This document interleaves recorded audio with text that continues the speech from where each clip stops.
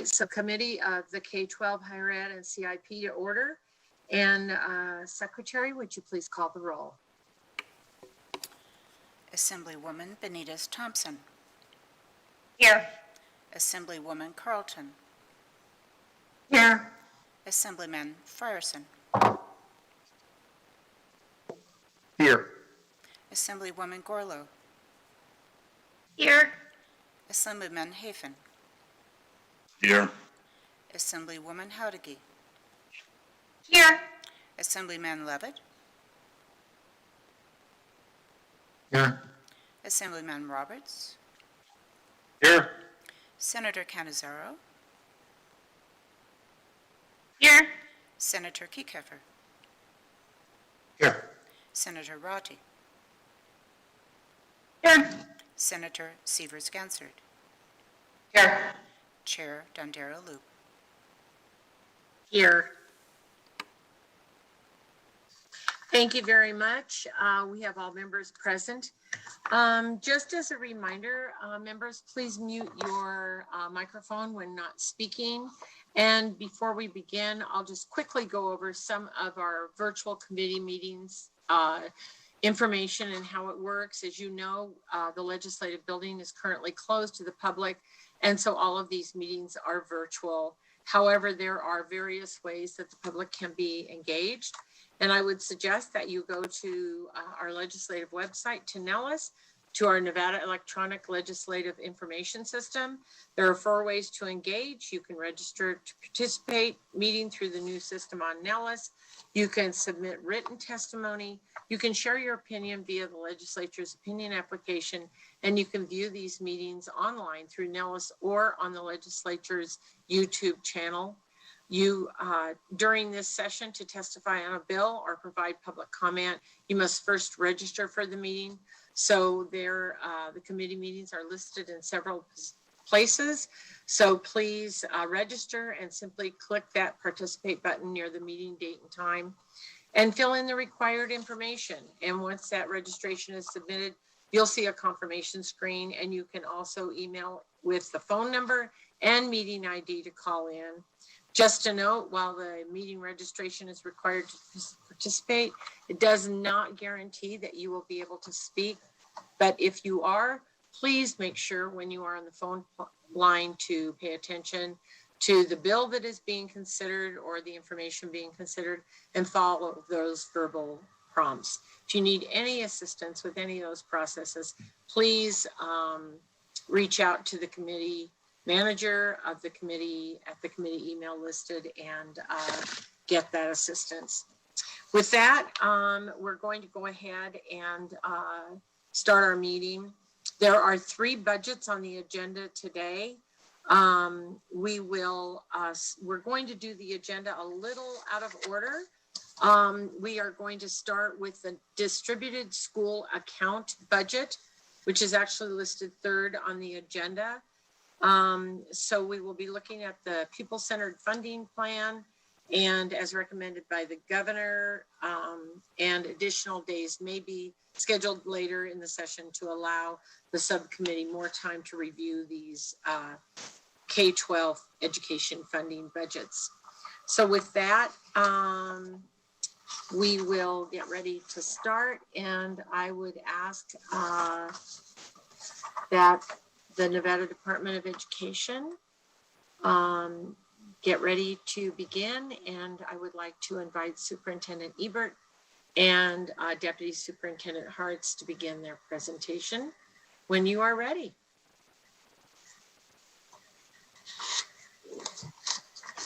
Good morning, Madam Chair. Thank you for having us here today. I'll quickly share the values because they drive everything that we do. Oh, excuse me, for the record, State Superintendent Joan Ebert.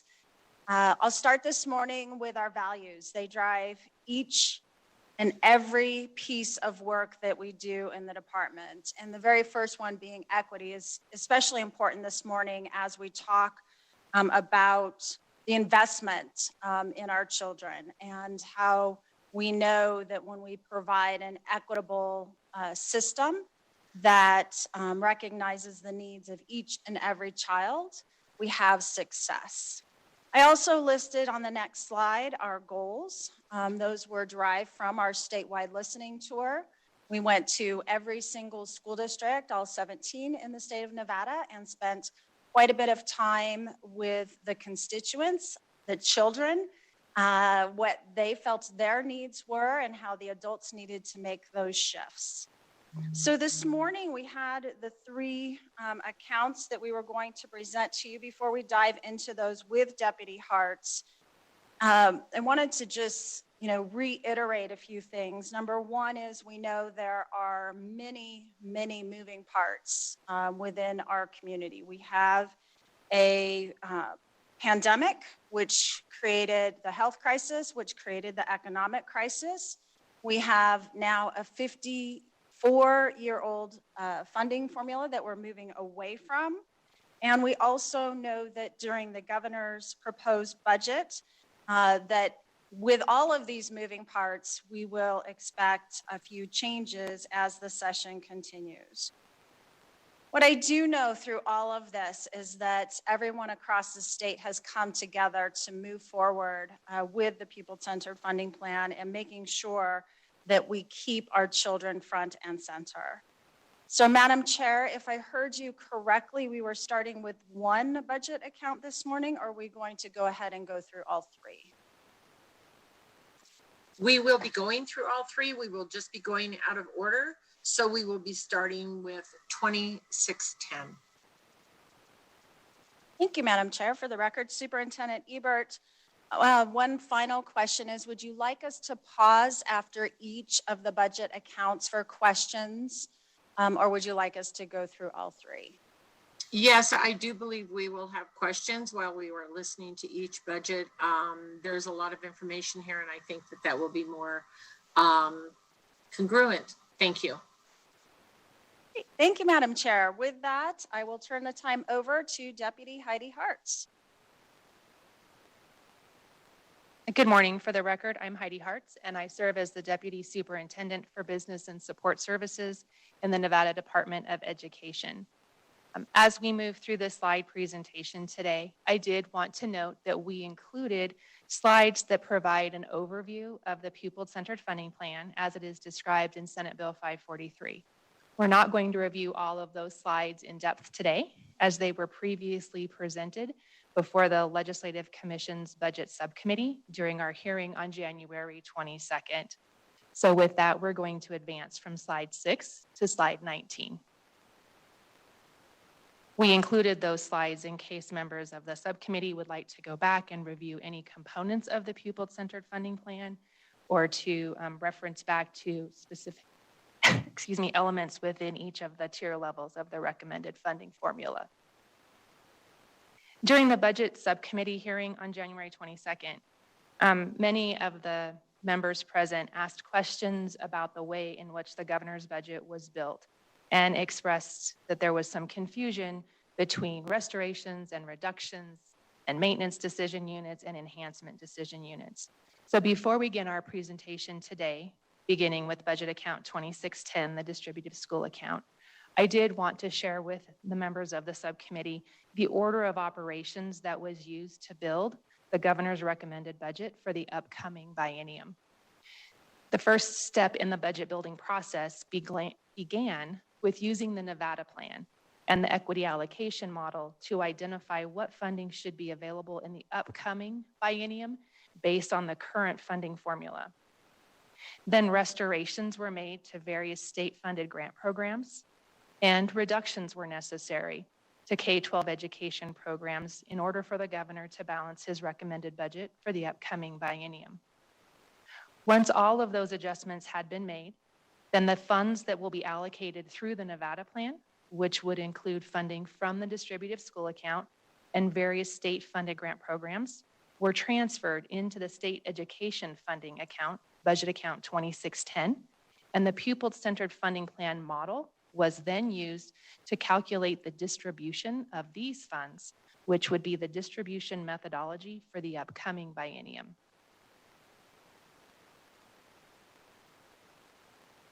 This slide summarizes the intent of budget account 2610, the distributive school account, Again, this budget account is used to distribute funding for K-12 education using the Nevada plan. The funding formula does provide school districts with a guaranteed dollar amount of basic state support per student. And this current funding formula does include adjustments that take into consideration various economic indicators that may result in unique situations in each county across the state. The next 3 slides provide a very quick overview of the Nevada plan. On slide 21, identifies the funding sources that are currently included in the Nevada plan or used in calculating the allocation of funds for each school district. We have what is identified as being inside the Nevada plan, and those revenues include local support as well as state support. That includes 1/3 of the property tax, 1/3 of the net proceeds of minerals, and the in-state, a portion of the in-state local school support tax. Within the state's revenues, the state support, that revenue is generated through transfers from taxation related to marijuana taxes, a portion of the annual slot taxes, a transfer from the permanent school fund, federal mineral lease revenues, again, a portion of the out-of-state LSST, room tax revenues, and general fund. These funds that are considered inside the Nevada plan component and are guaranteed by the state are added to outside revenues from each local county. Those are listed on the slide and include the balance of the property tax and the net proceeds of minerals, as well as the government service tax, franchise fees, unrestricted federal revenues, and as well as interest, tuition, and other local revenues that may be available to support K-12 education. The next slide shows the same information in a slightly different way. This slide shows how each of these 3 pots of funding contribute to the total educational funding per student in the state of Nevada, noting that a portion of the funding comes from the state through the basic support guarantee, and the balance is made up by local school districts with revenue that is considered outside of the Nevada plan.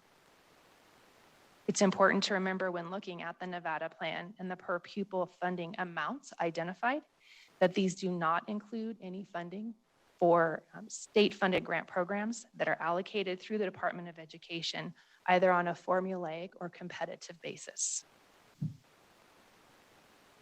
This next slide provides an example to demonstrate how funding is allocated for a per pupil amount. In this example, we have created a hypothetical situation in which the total education funding per pupil equals $11,400.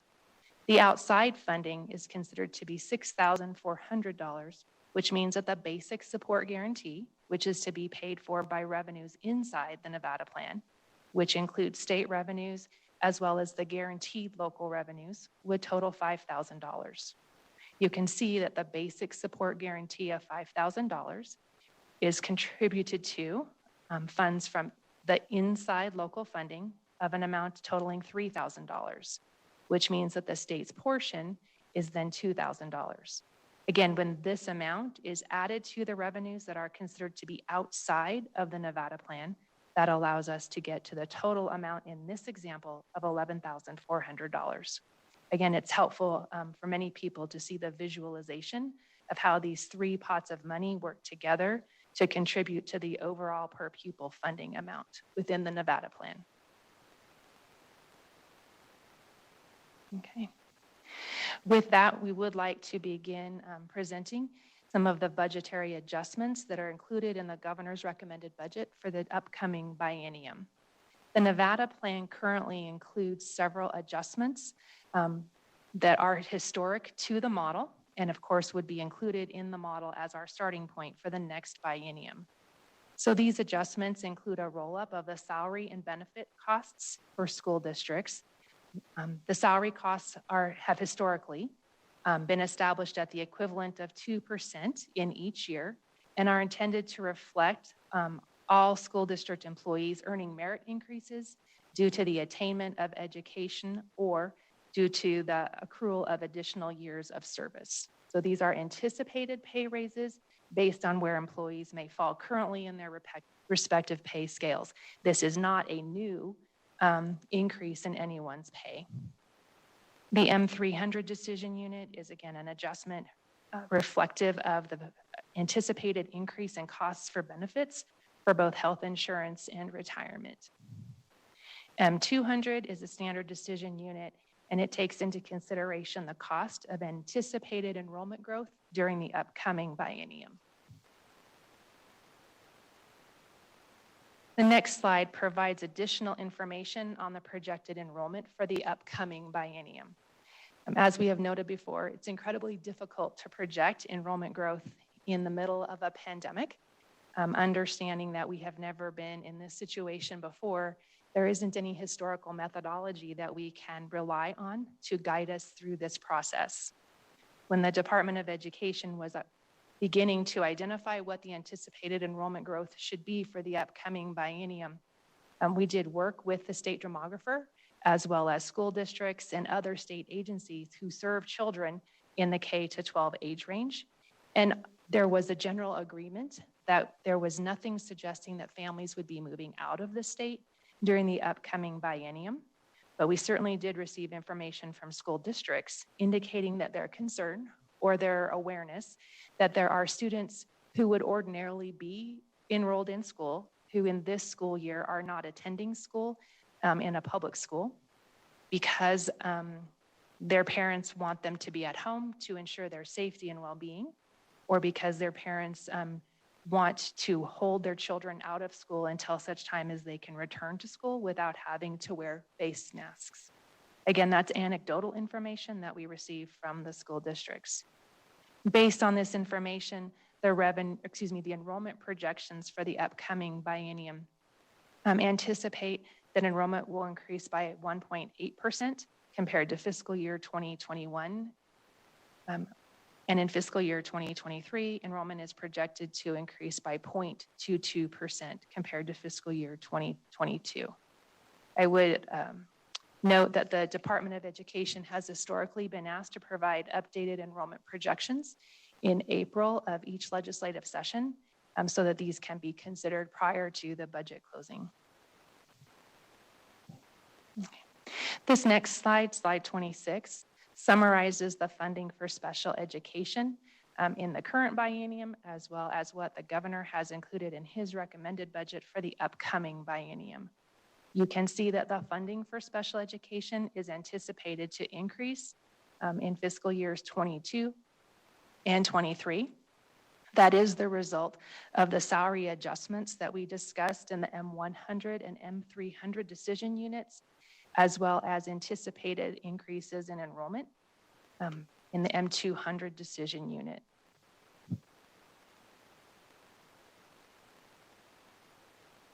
The next slide shows a summary of the funding that will be available for class size reduction. Similar to the previous slide, this shows the funding that was available in the current biennium, as well as the funding that has been recommended for the upcoming biennium. Just like we discussed with the slide for special education, the funding identified here for class size reduction includes both the increases attributed to the salary cost adjustments and fringe benefit rate increases and enrollment increases previously discussed, as well as a recommended reduction in the governor's budget for class size reduction, totaling approximately $78 million in each year of the upcoming biennium. That would leave the total programmatic funding at $77.5 million in fiscal year 22 and $80.9 million in fiscal year 2023. The governor's recommended budget also includes an enhancement for school operations, which totals approximately $29 million in fiscal year 2022 and approximately $34 million in fiscal year 2023. This decision unit is intended to increase the per pupil funding amount in the distributive school account specific to the per pupil distribution through the Nevada plan. Okay. The next slide, on slide 29, summarizes the recommended funding for the Nevada plan through the distributive and the distributive school account for the upcoming biennium. You can see that the basic support amount is projected to be $6,156 in the first year of the biennium and $6,236 in the second year of the biennium. The categorical funding that is currently distributed through the distributive school account is listed here. This would include funding for special education and class size reduction, as well as the general fund match for the school lunch program, which is funded through the Department of Agriculture, and then special transportation funding, which is for students who live on tribal lands and attend school in a district other than the one in which their community exists in a different county.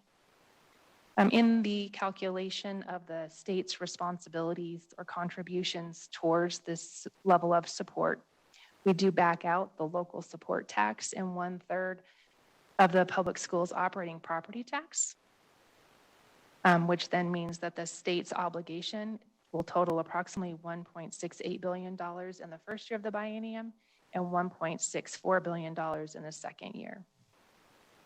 The bottom portion of this slide shows the state share elements and the various sources of revenue that contribute to the state's contribution of the revenues that are considered inside of the Nevada plan.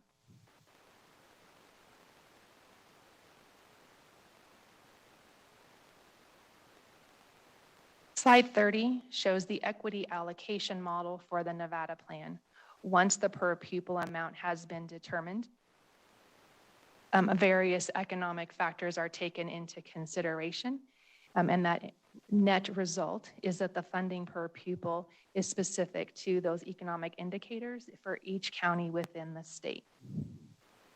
This shows what the per pupil funding amount would be after the equity allocation model is run for each year of the biennium.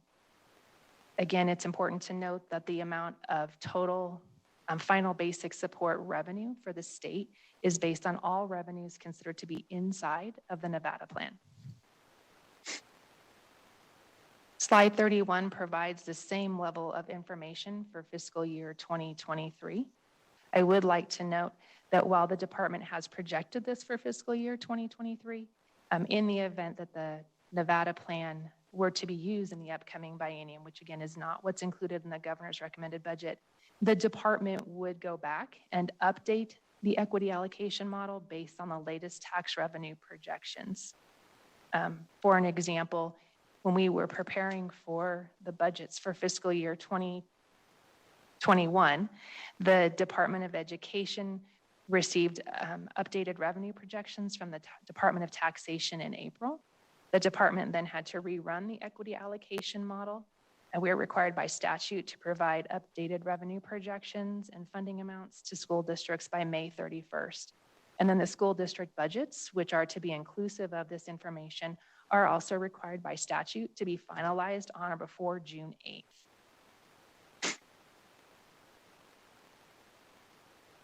Slide 32 provides an example of the amount of funding the state uses as we contemplate monthly payments to school districts over the course of a fiscal year. The state does look at just what our Department of Education looks at what the state-only portion of the basic support is, and we multiply that amount by each county by their projected enrollments. Those enrollments are updated at the end of each quarter based on the most recent quarterly average daily enrollment report.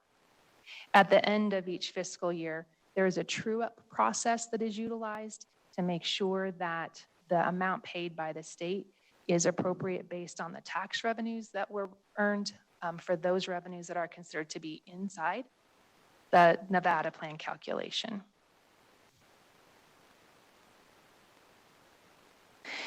As we transfer from the Nevada plan to the pupil-centered funding plan, certain expense categories within budget account 2610 will be transferred to the new budget account 2609. This is reflected in decision unit E917, and it includes the basic support aid to schools as well as class size reduction. This next slide is a slide that we will use throughout all of our budget presentations as we talk about the transition to the pupil-centered funding plan. So on the left, you can see the specific expenditures that will be transferred to the state education funding account. On the right, you can see what will remain in this budget account if it is approved as the governor has recommended. So with the implementation of the pupil-centered funding plan, what will remain in budget account 2610 will be the state match for the National School Lunch Program, the funding for special education, and special transportation. Madam Chair, we'd be happy to answer questions on this budget account at this time.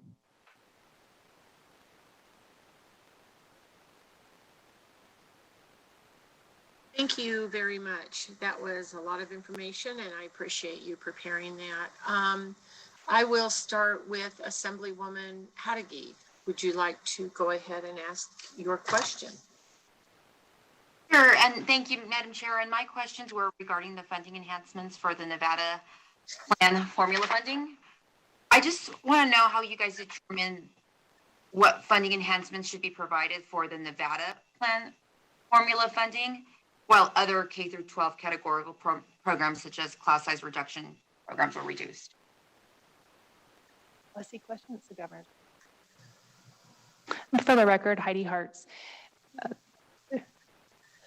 As I mentioned in the presentation, the governor, in preparing his budget, which he presented during the State of the State in January, indicated that the budget was reflective of where we were as a state with respect to our economy at that time.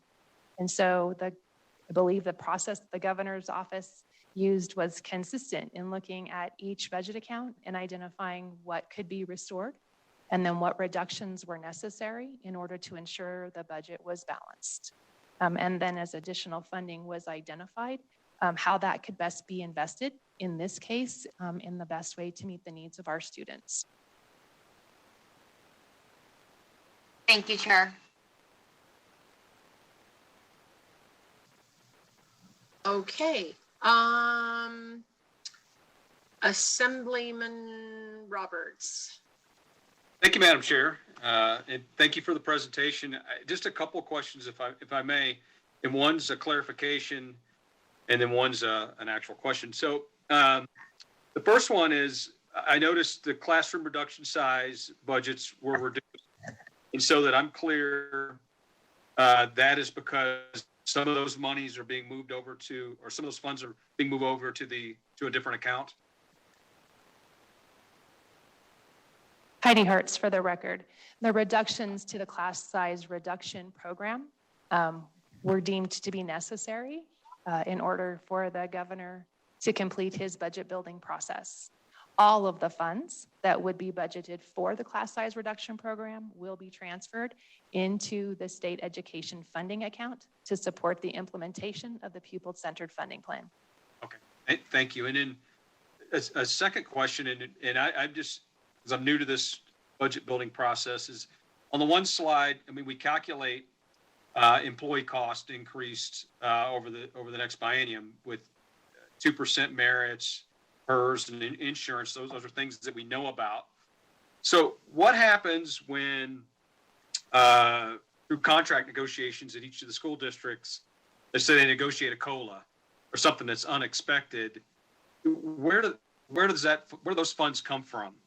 Do they come out of the individual student account, or like, let's say they negotiate an increase to a COLA, where do the funds come from, and how do we project for that? Heidi Hartz, for the record. The cost adjustments that are included in the Nevada plan are based on historic budget practice, and they do contemplate an annual increase in salaries for school district employees of 2%. Again, that's reflective of anticipated costs resulting from teachers either gaining additional education or training or acquiring additional years of service. If contract negotiations were to result in additional salary costs, it would be the responsibility of each school district to identify how those costs would be met.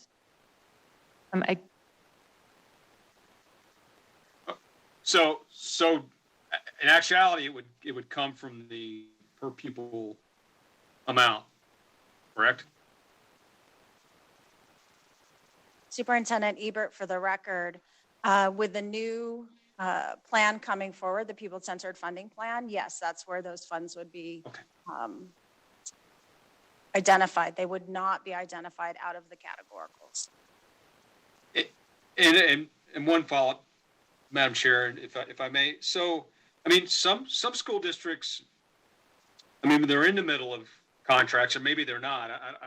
I don't know. But like when I was in local government, we pretty much knew our contract costs prior to building our budget, and it's just foreign to me that we kind of do it this way, and we you know, it kind of takes away from what we intended the funds to go to. And I don't know if that's something we could do in the future, but some school districts do have projected cost. Do you account those for some of the smaller ones, or even the larger one, or somebody that may have it, or we just go off of basically historical numbers? Heidi Hartz, for the record. When calculating these types of expenses for the Nevada plan, the same process is utilized that is utilized in other parts of the budget building process, which is that expenditures begin, or budgets begin, using the expenditures incurred during the base budget year. So when the Department of Education builds the biennial budget, for example, using the Nevada plan, we start with the expenditures that were reported by school districts in the 387 report, which identifies their expenditures for that fiscal year. We then apply the adjustments that are historic to the Nevada plan, which would include those schedule-driven increases in salary, as well as any anticipated benefit cost increases.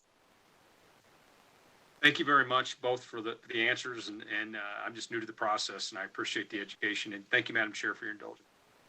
Thank you, Assemblyman. Chair Carlton.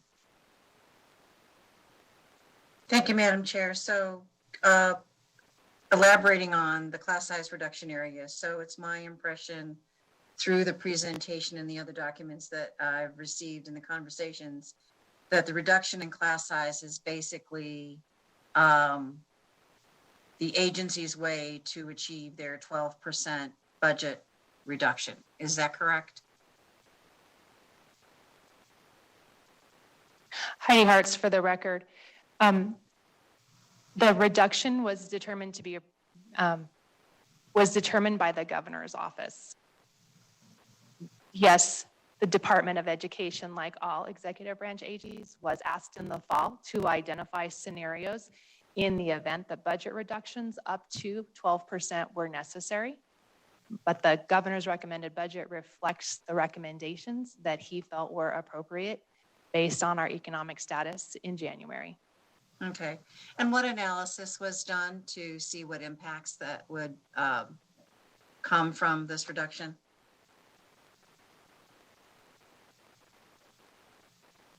Heidi Hartz, for the record. Since the governor's budget became available in January, we've been looking at that very closely.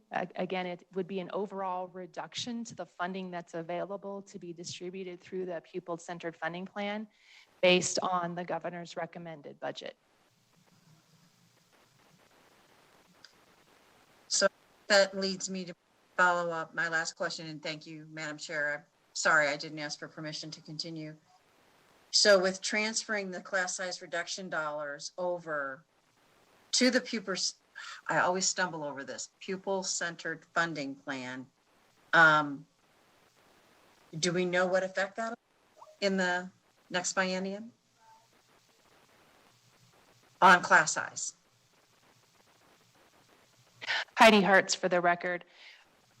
Allocating funding through the pupil-centered funding plan will allow school districts to identify how they will invest their funds to best meet the needs of their students. The requirements in statute specific to class size reduction will remain in place. If school districts feel that they are unable to meet the established ratios included in NRS, they can request a waiver, which is the practice that has been in place for quite some time.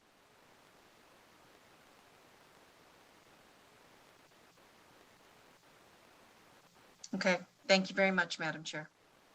Thank you. Majority Leader Teresa Benitez Thompson, I believe you're next. Oh, thank you, Madam Chair. I appreciate that. I had a couple of questions on the funding for pupils with disabilities. And so then I'll ask the first one, and then Chair, I'll make sure I defer to you for if you feel I need the second or considerations of time and such. So on the dollars for the pupils with disabilities. So I kind of want to start with where we are in the status quo. So the 13% funding cap, I was wondering, there's the recommendation to continue the 13% funding cap under the DSA. If we went to the new model, that funding cap would go away. But can you talk a little bit about that trend? We put that 13% cap in pretty recently in I think the last two sessions. And so do we know what the actual percentage of children who are enrolled in special ed look like, and whether we have counties falling above or below that 13% cap?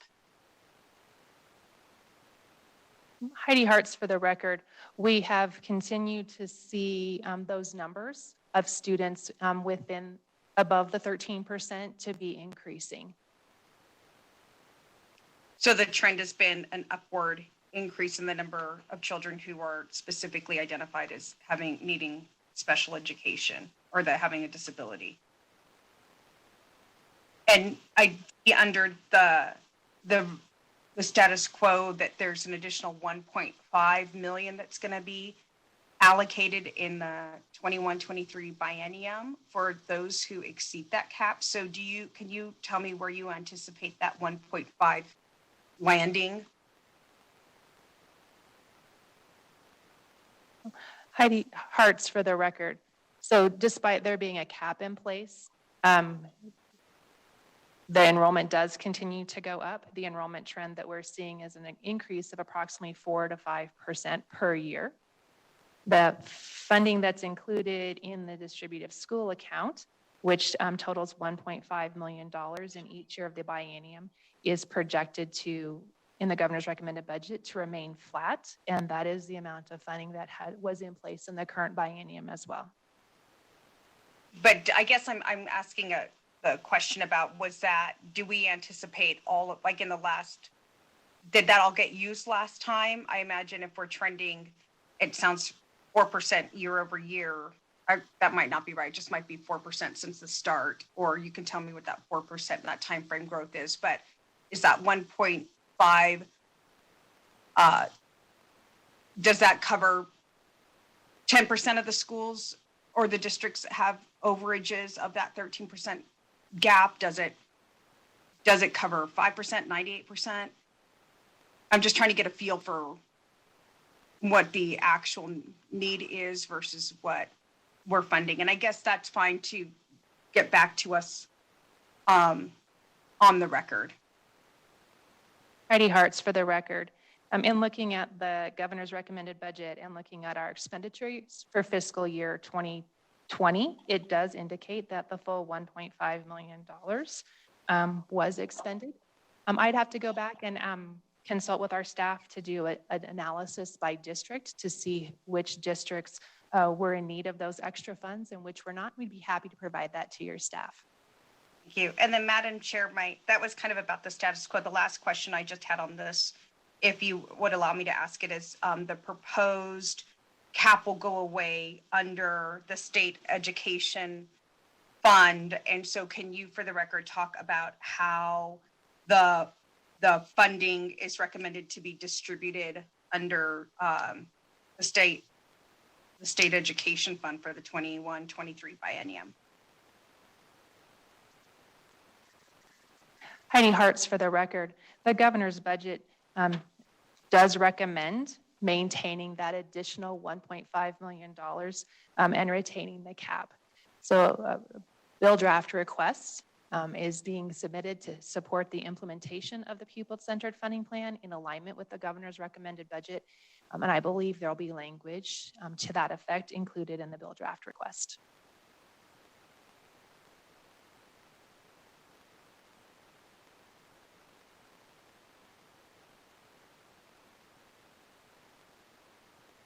Is that it, Assemblywoman?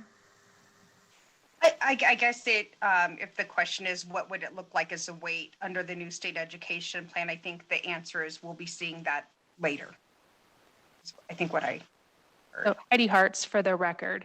I'm sorry, I did not understand the question about a proposed weight under the pupil-centered funding plan. I would note that special education is currently distributed using a weighted process. The process at this point is that available funds are allocated based on the anticipated enrollment for students who have an IEP. Under the pupil-centered funding plan, the recommendation from the Commission on School Funding, as well as what is included in the governor's recommended budget, is that special education not be funded by the state, our portion of the maintenance of effort, through the pupil-centered funding plan. The Commission on School Funding noted in their recommendations to the governor and the legislature in July of 2020 that they have a number of concerns about funding special education through the pupil-centered funding plan. First, having a weight that is consistent for all students receiving special education services and supports would not be the best thing to do financially, because each student has different costs associated with the level of assistance and support that they need. And so the pupil-centered funding plan and the weighted concept that was included would have the same weight for every student. Similarly, tying the weight to the statewide base per pupil funding amount would result in the funding for special education increasing each year of the biennium, because the statewide base per pupil funding amount in the pupil-centered funding plan is intended to increase by the rate of inflation and enrollment, if not more, unless there are some uncertainties with respect to the economy. That correlation between a weight and the statewide base per pupil funding amount means that our special education contributions, and therefore our federal match, will increase every year, regardless of the number of students who are needing services or what those services may cost from one year to the next. Thank you so much. Appreciate that. Thank you very much. Senator Keykefer. Thank you, Madam Chair. I appreciate it. I'm going to follow up really quickly on class size reduction, because the decision cutting CSR is sort of one decision, but the other decision is to roll it into base in the new formula, and that was a choice, right? Because there are other categorical programs that you didn't make that choice for, whether it's career and technical education or teacher incentives or the new Great Teachers Leaders Fund. So some programs decided to be rolled into base and some did not. So why was this one decided to be rolled into base going forward? Heidi Hartz, for the record. When the Department of Education began working on allocating our revenues and our programs into the pupil-centered funding plan, we looked at each program to identify which seemed to fit in the pupil-centered funding plan and which should be held outside. As indicated in Senate Bill 543, any funds that are designated as match or maintenance of effort for a federal grant are outside of the pupil-centered funding plan. So with respect to that, general funds for maintenance of effort for special education, as well as the match requirement for CTE, were held outside of the pupil-centered funding plan allocation methodology.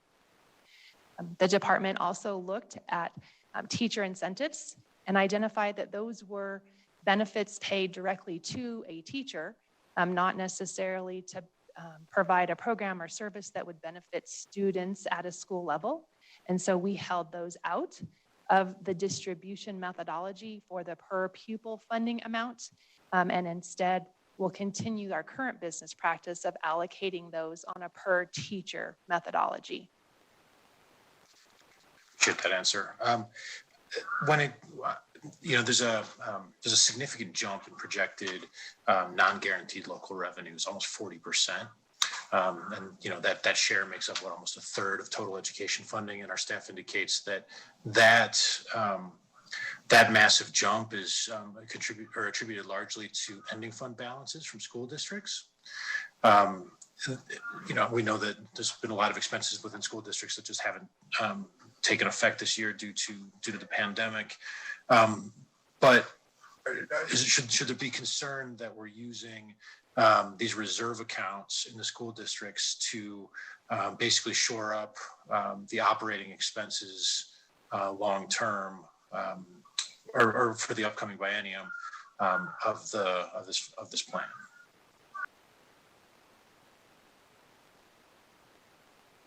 Heidi Hartz, for the record. If I'm understanding your question correctly, the school districts who have an ending fund balance greater than 16.6%, or whatever their baseline was at the end of fiscal year 2020, the amount over that would be transferred into the education stabilization account beginning in fiscal year 2022 under the governor's recommended budget.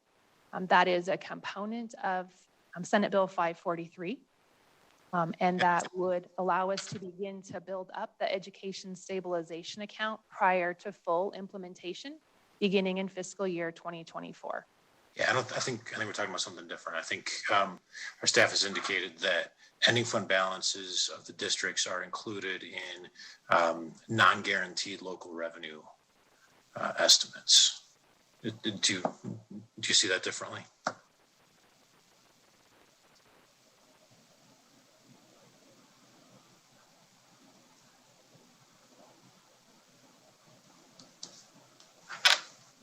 Heidi Hartz, for the record. In reviewing the slide that we provided, slide 21, it does indicate that the opening general fund balance would be included for the outside revenues for the Nevada plan. Right. So, and those are significantly inflated for the upcoming fiscal year due to everything that school districts have been dealing with and the lack of some expenditures. So, I guess what I'm worried about is whether we're building in this reserve amount, which is ultimately sort of one-time funding into ongoing operating expenses as a part of this formula.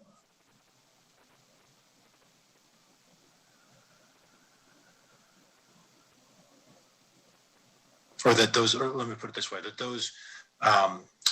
those ending fund balances are offsetting the need for state support. Would that be a fair way to put it? Heidi Hartz, for the record. Yes, that would be a consideration when we go through the true-up process at the end of each fiscal year. I think it's important to keep in mind, and certainly one of the things I've learned over the last, the interim session, is that school districts often have very specific purposes for the funds that appear in their ending fund balance, or they have limitations that are placed on those funds as they move from one fiscal year to the next. Yeah, I agree. That's why I'm worried about it. Thank you. And then finally, Madam Chair, do you have a schedule yet of each individual district's projected local revenue, both guaranteed and non-guaranteed? Heidi Hartz, for the record. The department previously indicated that we are working to get that information from the Department of Taxation. It's our understanding that the Department of Taxation will make county-specific information available to school districts, hopefully today, to support their budget building process for the upcoming fiscal year. Once we have that information, then we certainly will look at it on a county-by-county basis. For the budget building purposes, the state generally looks at tax revenue projections at a state level, not on a county-specific basis. Thank you. Thank you very much. Senator Ratty. Thank you, Madam Chair, and thank you, Ms. Hartz, for your answers. When we start talking about the pupil-centered funding plan, it really, part of the principle behind it was getting towards greater equity, knowing that local government funding is the largest part of the funding that we put into our schools in the school district. So given the decision not to include local locally generated funding in the overall funding solution, how do we make sure if we're not distributing that funding that we're still moving towards equity? Heidi Hartz for the record. We do have more prepared comments specific to the governor's recommendation for phased implementation of the pupil-centered funding plan in the next portion of our presentation, specific to budget account 2609. But under the governor's recommendation, the revenues, the state revenues that are currently considered inside the Nevada plan would be the revenues that would continue to be allocated through the pupil-centered funding plan during the upcoming biennium. So that would continue to use a model that has been determined or recommended by the Commission on School Funding to take into consideration various economic indicators, as well as the cost of doing business in our diverse school districts and based on the diversity of the sizes of our schools. But only with This recommended budget would allow counties and school districts to retain the revenues that they would normally provide oversight to, as well as the revenues that have previously been guaranteed under the Nevada plan. So they would have increased flexibility to meet the perhaps unexpected needs of continuing to educate our students in a pandemic, understanding that there's a great deal of uncertainty about what lies ahead in the pandemic, but also recognizing a great urgency to get our children back to school in the classroom setting, if at all possible, and as quickly as possible. Thank you. Thank you very much. Okay, with that, we will close the information and hearing on 2610. And if you would like, Superintendent and Deputy Superintendent, we'll move to Budget 2609. Go ahead when you're ready. Madam Chair, if I could ask a quick question? Absolutely, Chair. And thank you. The transfer questions, were they addressed? Did I miss those?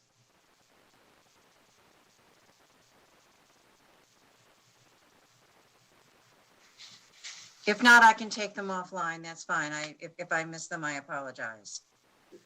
Ms. Hartz? Heidi Hartz for the record. Could you repeat the question, please?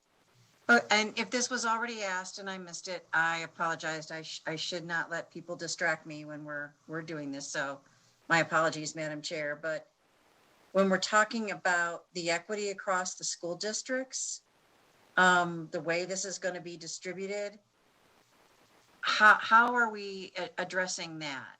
I'm not sure that actually got addressed. Heidi Hartz for the record. The pupil-centered funding plan model includes two adjustments that take into consideration cost of wages and cost of living, as well as costs resulting from the acquiring goods and services in varying sizes of school districts and schools. We'll go into that in more detail in the next portion of our presentation. Okay, thank you. Okay, thank you very much. And go ahead and begin Budget 2609 when you are ready. Thank you for the record, Heidi Hartz. We're going to advance to slide number 38. This slide provides an overview of budget account 2609, which is the new state education funding account. This account includes all revenues that will be allocated through the pupil-centered funding plan model. I would like to point out, as we did with the Nevada plan, that there are adjustments that are made within this model that take into consideration various cost adjustment factors, including the cost of living, the cost of labor, and the sizes of school districts and schools. The next slide again summarizes the governor's recommendation for phased implementation of the pupil-centered funding plan. In phase one, which would include the next biennium, the funding currently administered by the Department of Education through the distributive school account as well as other state-funded grant programs, would be distributed through the pupil-centered funding plan to school districts and charter schools. The school district's hold harmless amount, which is described in Senate Bill 543, has been adjusted for fiscal year 2020 to include only the funds received for similar purposes as what would be funded through the pupil-centered funding plan moving forward. The governor's recommendation does initiate the creation of the Education Stabilization Account and transfers into that account beginning at the end of fiscal year 2022. In phase 2, which would occur during the 2023-2025 biennium, state and local resources identified in Senate Bill 543 would be allocated through the pupil-centered funding plan model. A school district's hold harmless amounts would continue to be based on fiscal year 2020, but they would be updated to be reflective of both state and local funds received in fiscal year 2020. The next slide again is something that was shared during our pre-session hearing on January 22nd and shows what the model would look like under the governor's recommendation for phased implementation. The governor has recommended that the state education fund that's identified in Senate Bill 543 be established initially as a state education account. The state controller's office has reviewed the request for a new fund and has determined that it does not qualify as a special revenue fund based on the criteria that are established in GASB 54. GASB is the General Accounting Standards Board, and they provide guidance to governmental agencies regarding accounting processes. Based on the review done by the State Controller's Office, it was determined that general fund would continue to be the primary source of revenue in a state education fund. In order to qualify as a special revenue fund, the majority of the revenue needs to come from something other than another existing fund. So until such time as a primary source of funding becomes available for allocation that is not the general fund, it will be necessary to use the state education account. The State Controller's Office has indicated that they will revisit this recommendation as we approach the 2022-2025 biennium.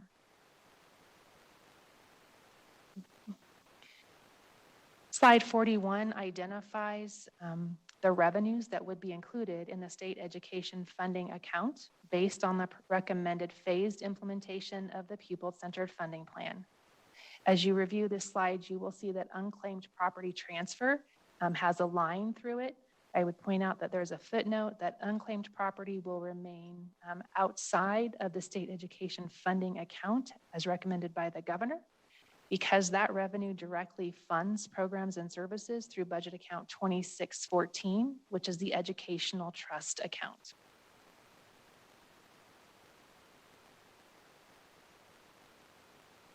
Slide 42 identifies the revenues for the state education funding account in each year of the upcoming biennium based on the governor's recommended budget.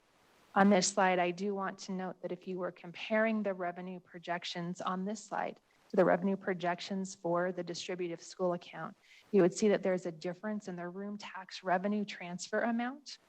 The difference is that in the budget account 2610, the actual transfer and the interest earned on those funds have been consolidated into a single amount, while on this slide, we have them identified separately.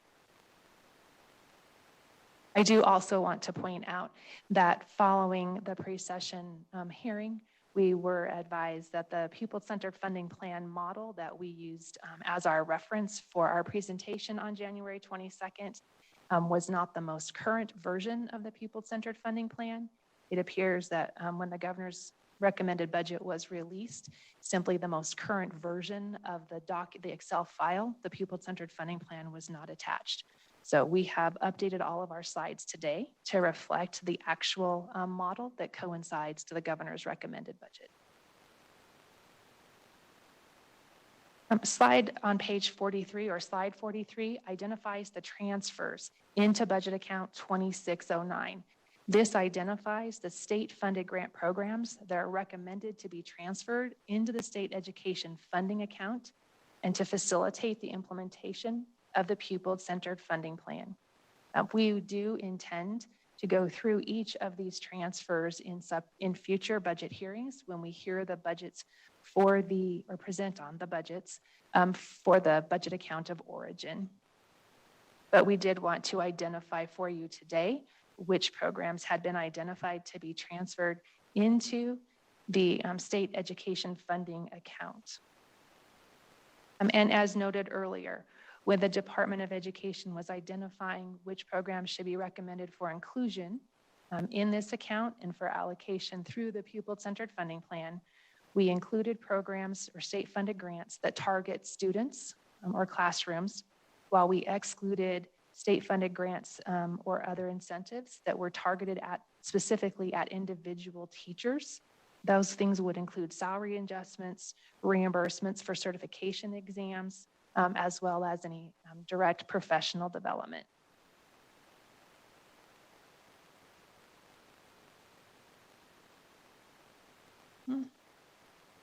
Slide 45 summarizes the adjustments that are included in this budget account, specific to transfers into the account.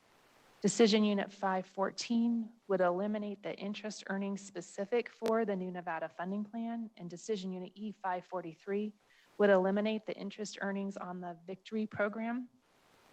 As these funds are being consolidated into the allocation through the statewide base per pupil funding amount, and no longer attributed to a very specific program in a specific account, interest would not be earned at the programmatic level.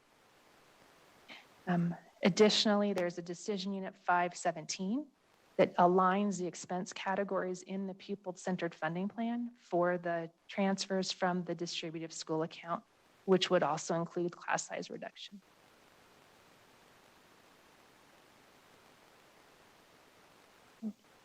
Slide 46 identifies, again, how the funds available through the distributive school account would align to the funding identified in budget account 2609, the state education funding account.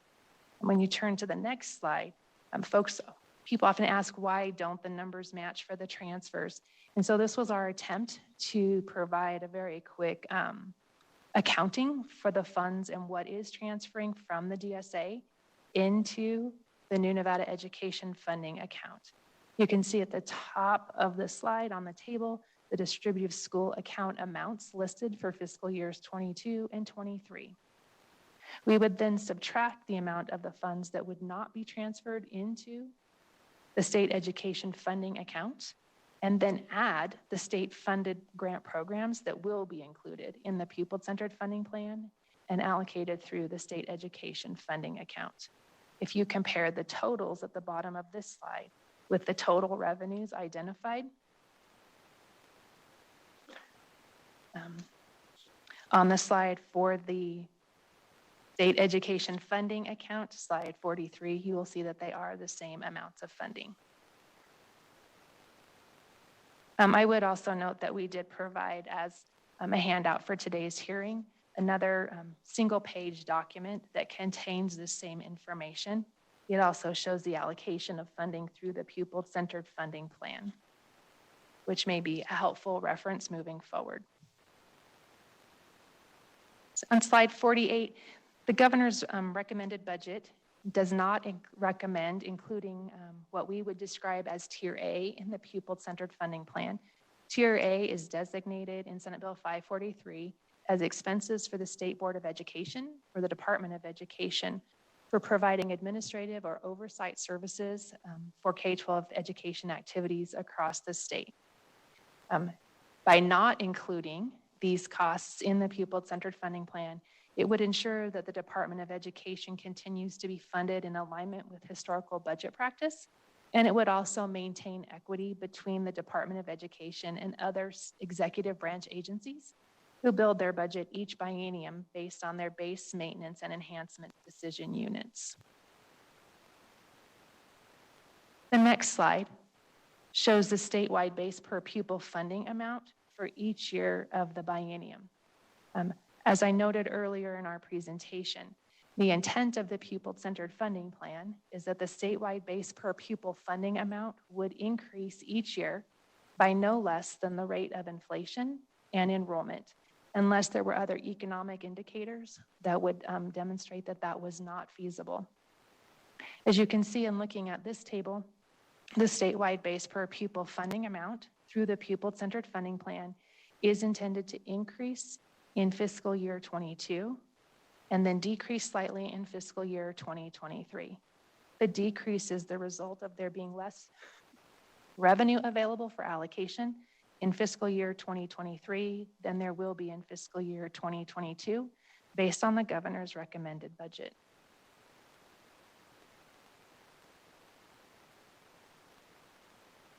To account for variations between counties and school districts school district sizes, funding is allocated to school districts by applying two cost adjustment factors to the statewide base per pupil funding amount.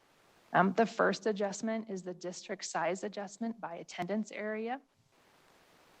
Once that calculation is determined, then another adjustment is applied, and that is the Nevada Cost of Education Index.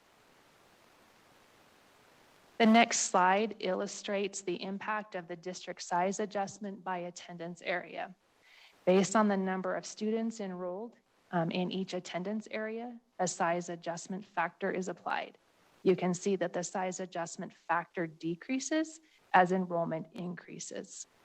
I would note that the recommendation to use the district size adjustment by attendance area originated with the Commission on School Funding, and it consolidates two of the adjustments identified in Senate Bill 543, which included the necessarily small school adjustment and the small district equity adjustment. In working with our subject matter experts, the Commission on School Funding determined that one adjustment was able to accomplish the outcome of the two recommended adjustments in Senate Bill 543, and perhaps in an even more transparent fashion, again, because there were fewer adjustments to be contemplated. The second adjustment is described on slide 52. That is the Nevada Cost of Education Index. This is a Nevada-specific adjustment that was developed by subject matter experts and recommended by the Commission on School Funding. It's a regional cost adjustment for each county or for regions of counties, groups of counties. It includes two adjustments, a comparative wage index and a goods component of the regional price index for parity. The Commission on School Funding recommended that the base adjustment be set at 1.0 so that no district, charter school, or university school would lose funding as a result of this adjustment. I would note that having a floor of 1.0 is consistent with the methodology that's used currently in the equity allocation model of the Nevada plan. The next slide provides more detailed information on the comparative wage index. The comparative wage index is a calculation that measures what an employer must pay to attract employees based on various influencing factors such as the cost of living and desirability of the place or the community in which the position is located.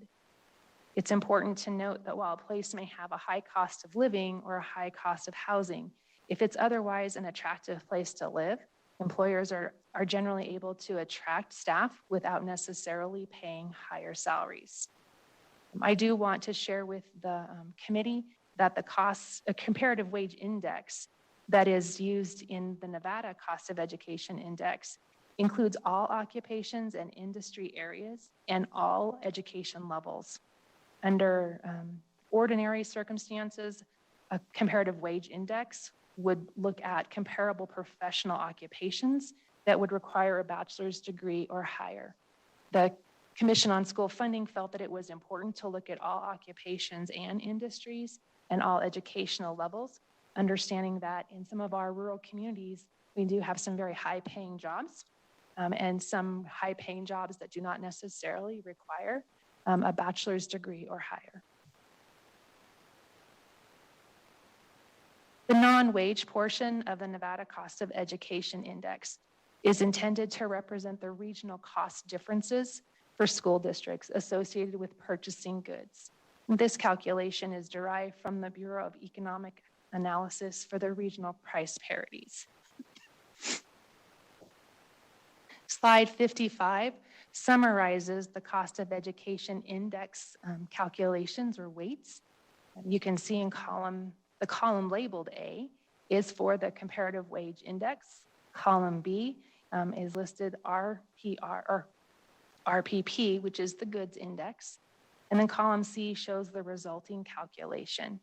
In column D, you can see that any county that had a raw Nevada Cost of Education Index of less than 1.0 has been reset to the base of 1.0.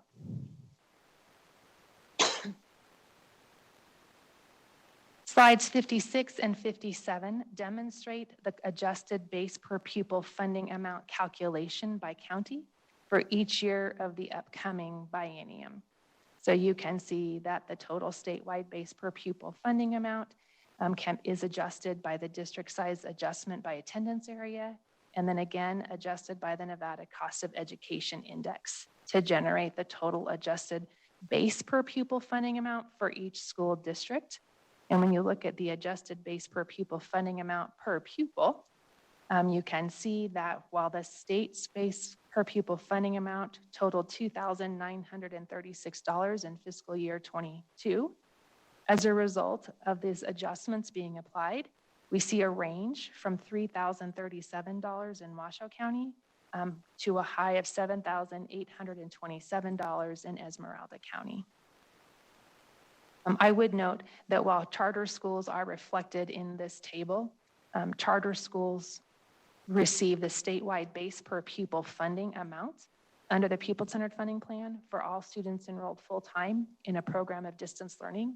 And then they receive the adjusted base per pupil funding amount based on the county in which their school is located. And that's in accordance with the provisions of Senate Bill 543.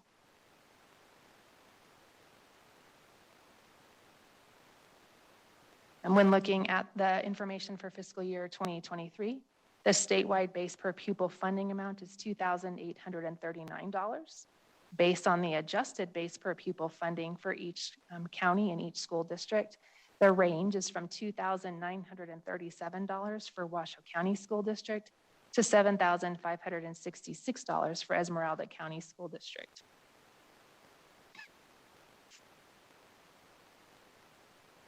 The next tier level of funding in the pupil-centered funding plan is weighted funding. The governor recommended the inclusion of weighted funding in his budget for the upcoming biennium. At-risk students will be funded in the upcoming biennium on a per pupil basis based on the weighted funding amount. The alternative definition that was adopted by the State Board of Education is a student who has an economic or academic disadvantage such that they would require additional services or assistance to enable them to graduate with their cohorts. It is our understanding that Infinite Campus has technology available that would help us to calculate or identify these students moving forward. So we're working with them to develop that capacity within our own services within Infinite Campus. The funding for at-risk students was initially based on the funding previously allocated for Victory, plus 50% of the new Nevada Education Funding Plan. For English learners, the funding initially was based on the funding previously appropriated for Zoom, ELL Zoom schools, and 50% of the new Nevada Education Funding Plan. And the funding for gifted and talented remained the same as the funding previously appropriated for gifted and talented services. I would note that there will be no change, there's no change contemplated in the weighted funding as we transition from phase 1 to phase 2, unless the governor or the legislature chooses to add or modify the categories of students for whom additional weighted funding would be available. Slide 59 summarizes the weighted funding for the upcoming biennium by category. As we noted during the pre-session hearing, when looking at the weights for fiscal years 21, 22, and 23, it is important to note that those weights are skewed because the revenue flowing through the pupil-centered funding plan is limited only to the state revenues. It does not include any additional local revenues that would otherwise increase those weights. However, the per pupil funding amounts are accurate reflections of what would be available for distribution to schools based on each category of students. I would note that through the pupil-centered funding plan, weighted funding is intended to go to the schools in which students are expected or anticipated to be enrolled during a school year. In the development of the agency request budget and supporting the governor's recommended budget, the Department of Education utilized data from October 2019, which was the most recent count day data that had been validated. When identifying the students within each of these three weighted categories and ensuring that no students were counted in more than one category, the Department of Education extracted data from Infinite Campus and then applied filters to ensure that students were only counted one time. Again, when the department updates its enrollment projections in April, we will also update the estimated student counts for these three identified groups of students as well. And that will be based on data captured on October 1st, 2020. The last step in the pupil-centered funding plan allocation process is the application of the hold harmless provision. If a school district would receive less money under the pupil-centered funding plan than it received in fiscal year 2020, then the school district will receive the fiscal year 2020 funding amount. Again, as I mentioned earlier, the hold harmless amount for fiscal year 2020 has been modified to include only funds received from the Department of Education and for the services and activities that would be funded through the pupil-centered funding plan based on the governor's recommendation for phased implementation over the upcoming biennium.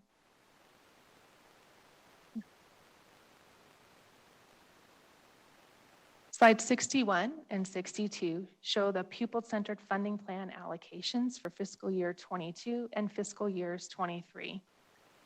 When looking at slide 61, you can see the allocation of funding for the pupil-centered funding plan for fiscal year 22 based on the fiscal year 2020 funding received, which has been designated as the hold harmless amount. The third column identifies the funding amount that would be allocated or appropriated to each school district using the pupil-centered funding plan. And the column on the far right identifies which plan or which source of funding would best represent the funding that the school district will receive. In fiscal year 2022, 7 school districts would be funded through the pupil-centered funding plan allocation because it is higher than the fiscal year 2020 amount. All remaining school districts would be funded at the fiscal year 2020 amount. I do want to note that while some school districts receive less funding under the pupil-centered funding plan, when we run the model, some of that is indicative of the fact that some school districts are incredibly successful in applying for state funded grant programs. And as those funds are included in the pupil-centered funding plan and distributed on a statewide basis, it does change the amount of funding that would otherwise go to a school district. But the benefit overarching of the pupil-centered funding plan is, again, that school districts have the flexibility to identify which programs and services to invest in to best meet the needs of their students in each academic year. Understanding that the needs of students may change from one year to the next, or areas of emphasis may change from one year to the next. In looking at the pupil-centered funding plan allocation for fiscal year 2023, 6 schools would be funded under the pupil-centered funding plan methodology, while the remaining school districts would be funded at their 2020 hold harmless amount. The reason for the decline in the number of schools funded through the pupil-centered funding plan is most likely attributed to the reduction in overall funding available to be allocated through the pupil-centered funding plan in the second year of the biennium. As we move forward with phase 1 implementation of the pupil-centered funding plan, the state public charter school authorities would need to continue to receive local contributions as they do under the Nevada plan. So the Department of Education will calculate that amount for each school district and then reduce the payments to each school district by the amount owed to the charter school, and then increase payments to the charter school based on its location. This is the same process that we use currently with the Nevada plan, where we adjust payments to school districts based on the local revenues that would be owed to charter schools.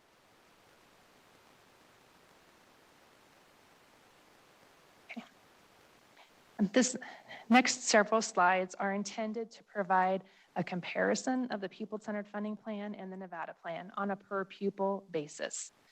It is incredibly difficult to compare the Nevada plan with the pupil-centered funding plan because what is included in each plan is vastly different.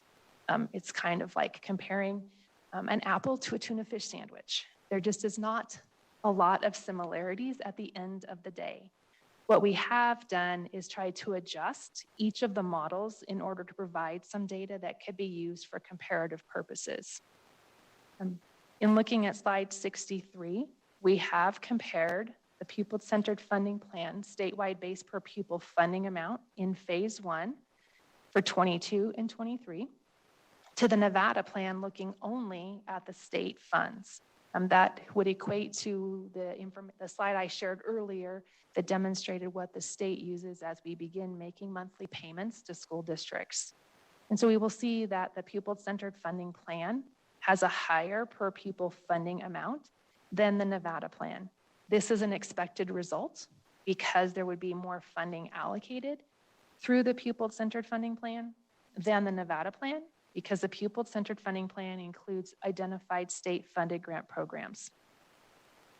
When contemplating what the per pupil funding amount would look like with all revenues considered, again, based on some modeling for the pupil-centered funding plan, the per pupil funding amount would total approximately $6,876 in fiscal year 22 and $6,918 in fiscal year 2023. Whereas under the Nevada plan, those amounts would total slightly less. And again, the difference would be the difference in the funding for the state-funded grant programs that are not included in the Nevada plan.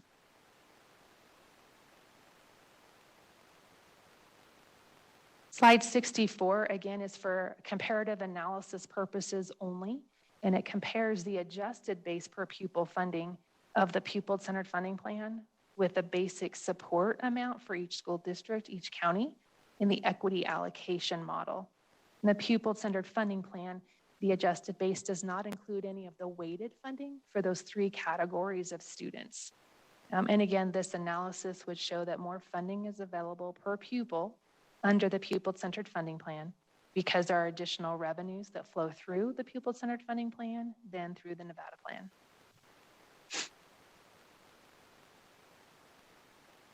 Slide 65 shows the same information for fiscal year 2023 as well. Senate Bill 543 creates the Education Stabilization Account. The governor has recommended that we begin the creation and funding of the Education Stabilization Account beginning in fiscal year 2022. So as identified in Senate Bill 543 and recommended by the governor, school districts with an ending fund balance as of June 30th, 2022, greater than 16.6%, or their ending fund balance at the end of fiscal year 2020, would have the difference of the increase transferred into the Education Stabilization Account. Similarly, any unexpended funds from the State Education Funding Account as of June 30th, 2023 would be transferred into the Education Stabilization Account. This would create an opportunity to have funds available in the Education Stabilization Account if needed, beginning in fiscal year 2024. As a reminder, the Education Stabilization Account can be used for two purposes. The first is if the revenues being received are 97% or less than the legislatively authorized or appropriated amounts. IFC may, by resolution, transfer funds out of the Education Stabilization Account and into the State Education Funding Account so that expenses can continue to be paid.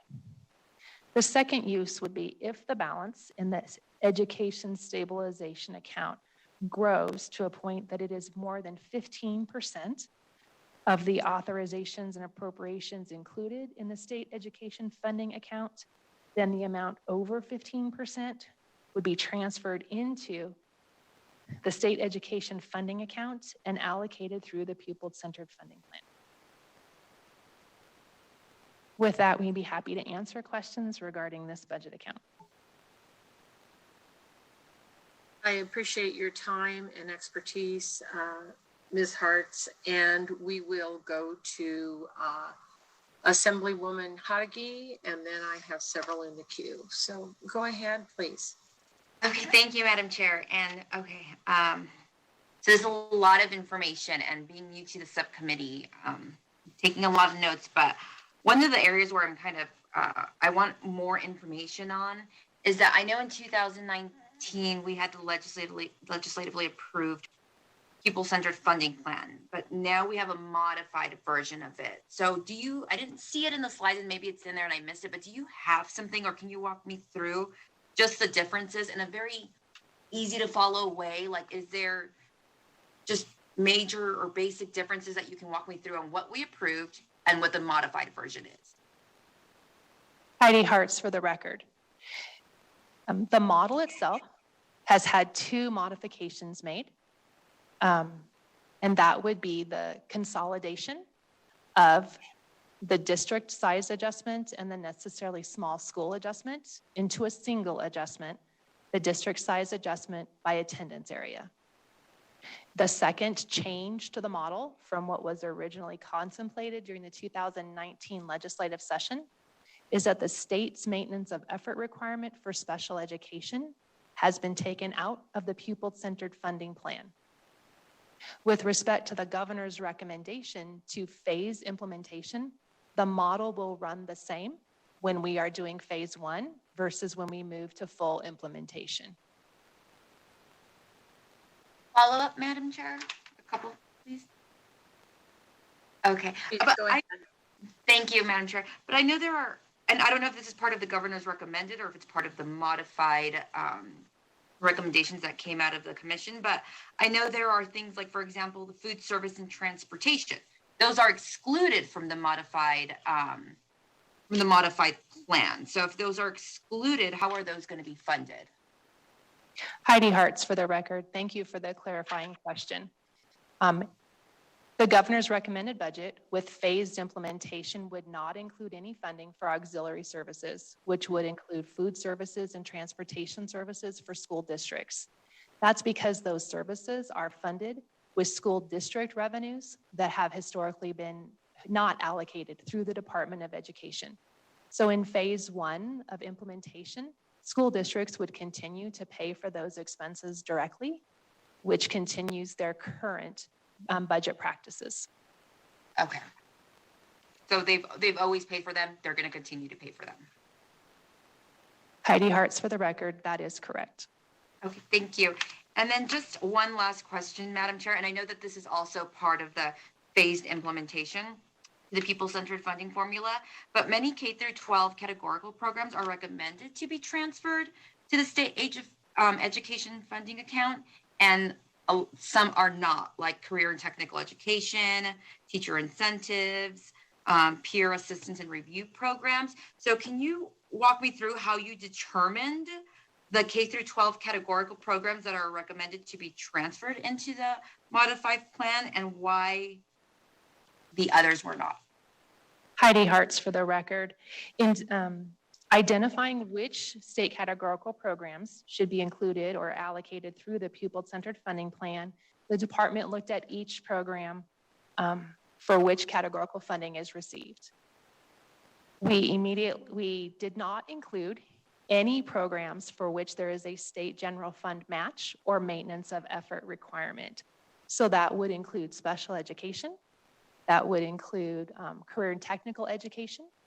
We also excluded all programs that were not targeted at K-12 education specifically. That would include pre-K as well as adult education, the new Nevada scholarship program, and the educational trust account. We then looked at the remaining categorical programs and looked at each one to determine if the benefit was, for example, directly targeted to a teacher and was attributed to a salary adjustment or to salary incentives for certain levels of training or certification, reimbursement of certain certifications. If you look at slide 8, you will see the types of teacher-based incentives that were considered not to be distributed through the pupil-centered funding plan.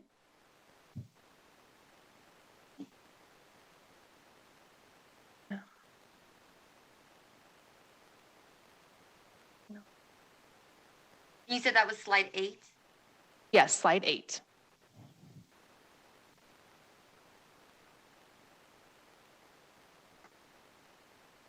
And then if you refer to slide 18, that identifies the programs that are not, or services that are not allocated through the pupil-centered funding plan. Again, those would include federally funded programs and any corresponding general fund match or maintenance of effort, or any programs that are not specifically focused on K-12 education.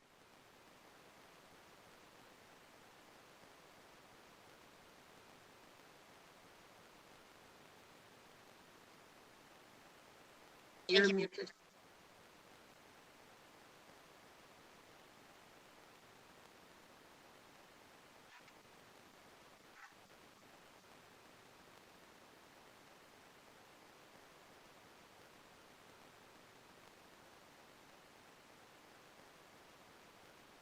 I'm not sure if we hear you. Can you hear me? Now we can hear you. Yeah, thank you, Madam Chair. Thank you very much. All right, Speaker Frierson, you had a question. Please go ahead when you're ready. Thank you, Madam Chair. And I apologize. I know we're going back and forth within this account, but my question is related to the per pupil amount that is projected of $2,918 per pupil for fiscal year 21. Could you elaborate on how that was calculated? And I want to put the question in context because my concern is we are going from some either 9 or 11,000, depending on how you really calculate it per pupil reported, to less than 3,000 per pupil reported, recognizing that that's not the full amount. But I have a hard time swallowing the notion that Nevada would be reported from going from around 10,000, give or take, to less than 3,000, give or take, per pupil, as far as how it is compared to other states nationally, since they look at what comes out of the state. So could you just elaborate on how that amount was calculated? Heidi Hartz for the record.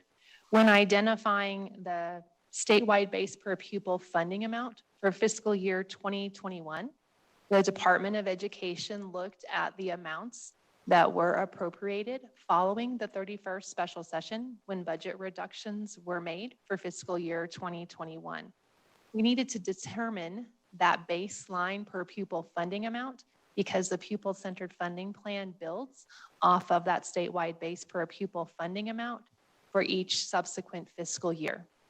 The calculation was determined to generate a statewide base per pupil funding amount of $2,918 per pupil.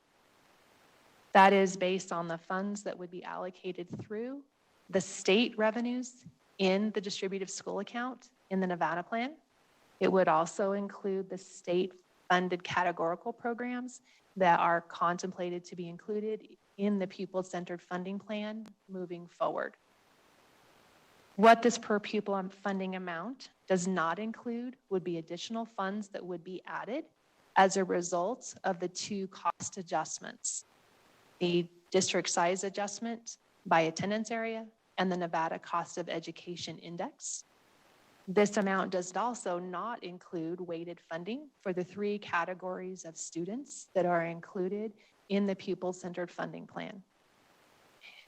This amount, again, would not include any funds, state or federal, that would not be allocated through the pupil-centered funding plan. So it's a very narrow focus of the funding that would be available, and the statewide base per pupil funding amount is the base, it is the starting point, and then other funds would be added as the pupil-centered funding plan model is run and allocates all available revenues. If I can follow up, Madam Chair, on the second part of my question, I just want to be clear. Maybe I'm wrong. I'm just having a difficult time, and we discussed this last session as well, going from, like I said, how much we are reported per pupil to we used to compete with Mississippi for per pupil spending. We have in the last couple of sessions kind of moved away from that, at least a couple of steps. This would send us significantly back over half of what is reported. So, I mean, was that a consideration? I'm just concerned that, there is an aspect of our reported state spending that impacts folks in the education community. And it just seems to me to be a bit embarrassing to go from 6 to, or 1,000 more per pupil down to less than 3,000 per pupil. I'm just kind of concerned if the perception was even considered that we are significantly decreasing the amount that's coming out of the state, and then I think backfilling that with local funds, but that's not reported as the state mandated obligation for providing for per pupil spending. Heidi Hartz for the record. Based on the phased implementation of the pupil-centered funding plan, what is being reflected in the statewide base per pupil funding amount, as well as the total funding, is limited only to what was previously administered by the Department of Education to school districts through the Nevada plan and the equity allocation model, or through the state-funded grant programs. If we were to take into consideration all of the funding, including the local revenues that have not been administered by the Department of Education previously, and then add federal funding and any general funds that are a match or maintenance of effort to those federal grants, the actual comparison for the governor's recommended budget would be approximately $9,000 per student in each fiscal year. So what we see in the statewide base per pupil funding amount is really reflective of moving from one funding formula, one methodology, to a different methodology, and the fact that the phased implementation does not include those local revenues, which are under the governor's recommended budget would continue to remain at the local level.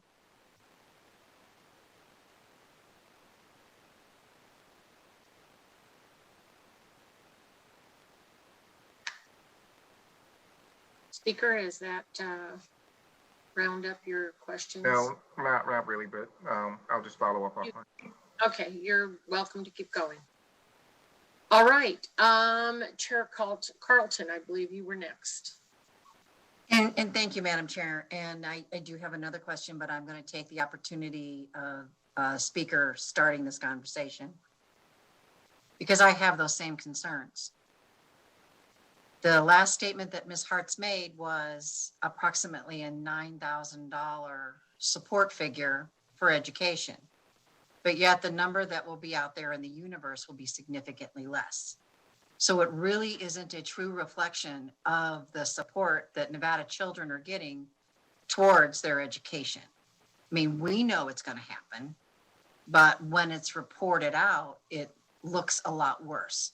And I believe that's one of our, that's one of my concerns. How are we going to get teachers here?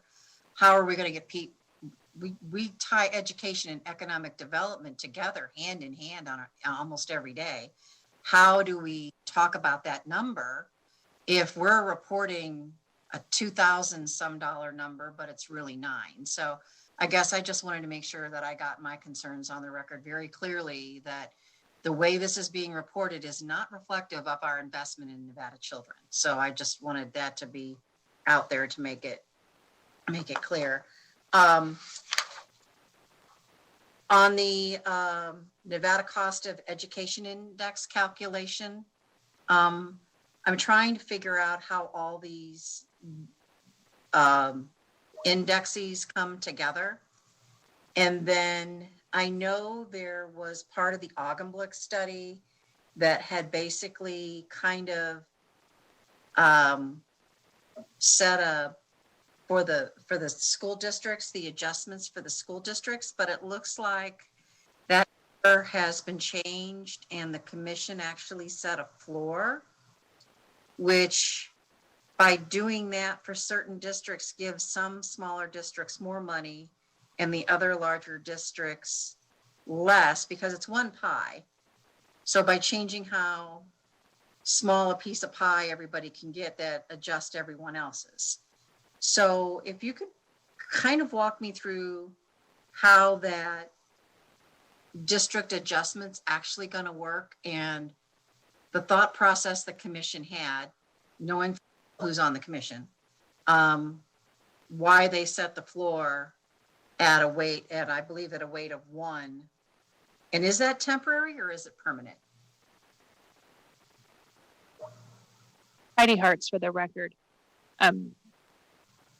The Commission on School Funding has ongoing responsibilities, which would include reviewing the cost adjustments, as well as laws and regulations in the interim of each biennium, and making recommendations to the Department of Education, as well as the Legislative Committee on Education. So with respect to, is the floor of 1.0 set for a biennium or for many years? I think that's, I guess, subject to the input of the Commission on School Funding moving forward. It can also be revised by the governor or the legislature in approving the budget for the upcoming biennium or any biennium.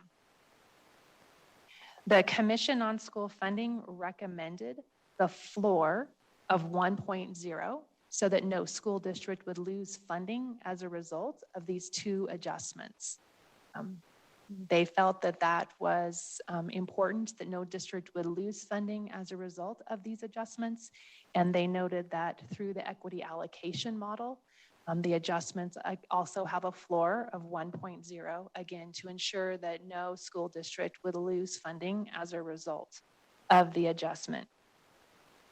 With respect to the work that APA did previously when looking at school funding in the state of Nevada, they were the subject matter experts who worked with the Commission on School Funding to develop both of these measures included in the Nevada Cost of Education Index. They, again, the Commission on School Funding asked that we take into consideration a broader range of position types, salary types, and the need for degrees versus not. They also looked at the rather than looking at the necessarily small school adjustment and the district size equity adjustment, the Commission on School Funding asked for subject matter expertise from APA to develop the one adjustment, that is the district size adjustment based on attendance area. They felt that this one adjustment accomplished the intent of those 2 different adjustments identified in Senate Bill 543, and did so with one single calculation, which in their opinion appeared to be more transparent and more easily understood. The factors identified for the adjustments are applied. So the district size adjustment factor is applied to this total funding for the statewide base per pupil funding amount for each school district. Then that cumulative amount is then adjusted by the Nevada Cost of Education Index percentage is then applied to that amount, and that gives us the ultimate result of the adjusted base per pupil funding amount for each district.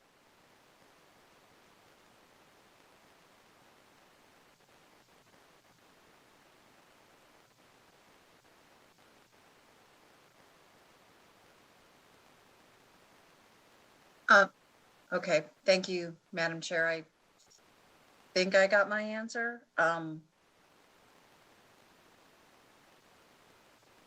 still concerned that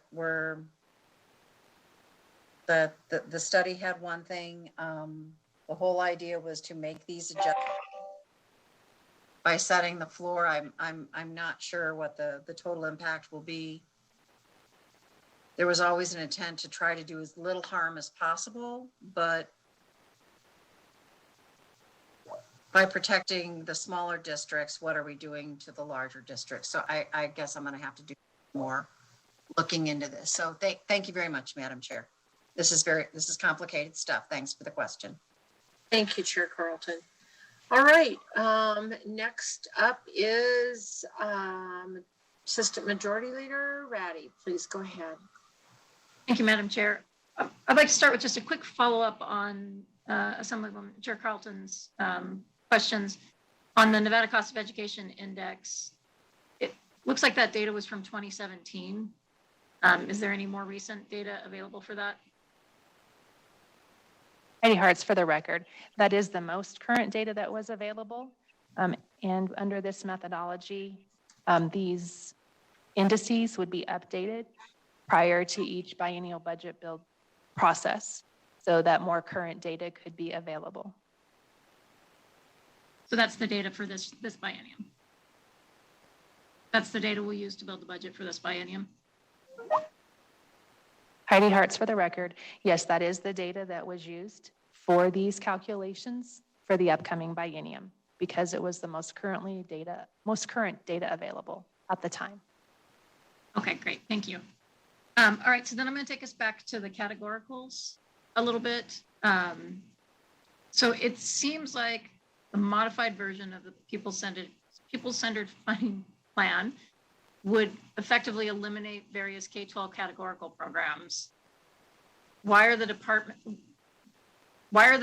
positions that support those programs not also recommended to be eliminated?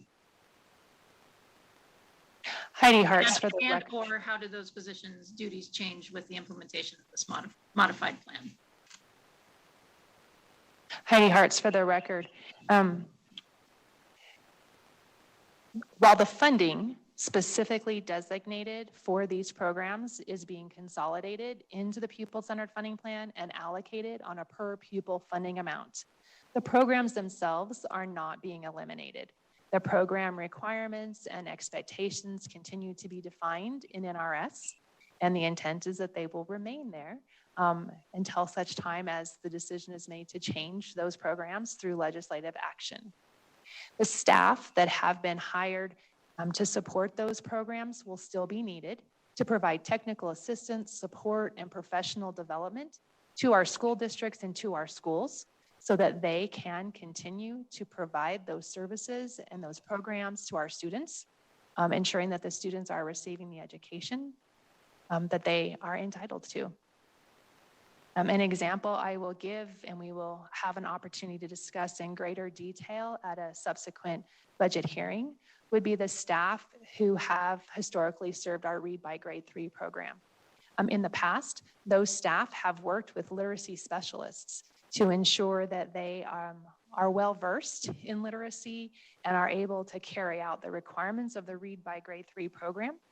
As we move forward with the pupil-centered funding plan, while schools and school districts will not be receiving a specific amount of funding specifically to hire a literacy specialist, the expectations of the Read by Grade 3 program continue to exist, and the staff at the Department of Education will shift their focus of technical expertise and professional development to teachers working in K-3 classrooms to ensure that our students meet the benchmarks that have been established. Thank you, Ms. Hartz. I think it's important to get that on the record that the intent is not that the services go away. And then one final question, Madam Chair, shifting to interest earnings. I'm just curious, although there are interest earnings from the room tax revenue in the state education funding account budget, why no other interest earnings reflected? Heidi Hartz for the record. In the governor's recommended budget, there are 2 interest earnings that are recommended for elimination as we move towards the implementation of the pupil-centered funding plan. And that would be the interest earned previously on the new Nevada Education Funding Plan, budget account 2677, and the funding that previously was earned on funds for the Victory program, which is currently funded in budget account 2699. I think. Don't quote me on the budget account for Victory. There are 2 accounts and I get them backwards more often than not. As these programs, as the funding for these programs is consolidated into the state education funding account, it will no longer be possible to identify that the programs themselves, the funding for those specific programs would earn interest. And I would note that the programs are funded by general fund, and general fund interest is generally retained by the state to be invested in other programs and activities to support the executive budget. Thank you. Okay, thank you very much, Senator Ratty. Assemblywoman Benitez Thompson. Thank you so much. I appreciate it. And this will be really quick because I know that we've talked about the Nevada Cost of Education Index quite a bit. But I think what I really want to know more about is the Augenblick study laid out 3 different ways by which we could figure out and do the cost of index education. As I read the study, I see that the comparable wage index was the one that was the least best fit for Nevada. I mean, to start with, they clearly talk about the fact that the data sets need to be only used for areas with at least 100,000 residents. So that doesn't apply to, 15 of our 17 counties. And so then it feels like we're trying to fudge it because the index we're using doesn't really work for us. And so I guess not if we could get a response back from about the commission about why they chose that one over the housing-based cost of living adjustments or the hedonic wage index, and if models were run for all 3, but this one seemed like the least best fit for what our state composite is. And so I guess if you want to, in follow-up to staff, point me to specific minutes, and I'll go back and read those in the commission. I'm just wondering about that choice and the level of contemplation. Heidi Hartz for the record. We'd be happy to follow up with your staff to suggest the minutes that they could refer you to. But before doing that, I do want to let you know that the Commission on School Funding spent literally months discussing these various cost adjustment factors and what really made sense. For myself personally, when we started working with the Commission on School Funding and looking at these cost adjustments, I thought that the commission would move forward with the recommendations directly out of the APA study. They did not. They spent months looking at those adjustments and understanding them, working with APA, identifying how to ensure that these adjustments are Nevada specific and best represent the nuances of our state, of our industries, of our geography. And so the 2 cost adjustments that ultimately were recommended by the Commission on School Funding, they did believe that those were very reflective of our state. And as I noted, the Nevada Cost of Education Index is Nevada specific. Many of the commission members felt that it was really important to look at all occupations and industry areas, not being focused just on comparable professional occupations that require a bachelor's degree or higher. They really worked diligently to try to find options that best met the needs of the state of Nevada. And as our subject matter experts, APA provided numerous models and scenarios for the consideration of the Commission on School Funding. And I'll Again, be we're really happy to help your staff identify all of those minutes, but it spanned probably 6 to 8 months of conversation. So there will be, it'll take us a bit of time to go back and research that, but we're happy to. I appreciate that, just because as you look at it at its face value, using the comparable wage index, and with then putting in the floor, the logic is telling me that a teacher employed in Clark County is just as willing to work in Lander County or in Humboldt County. And I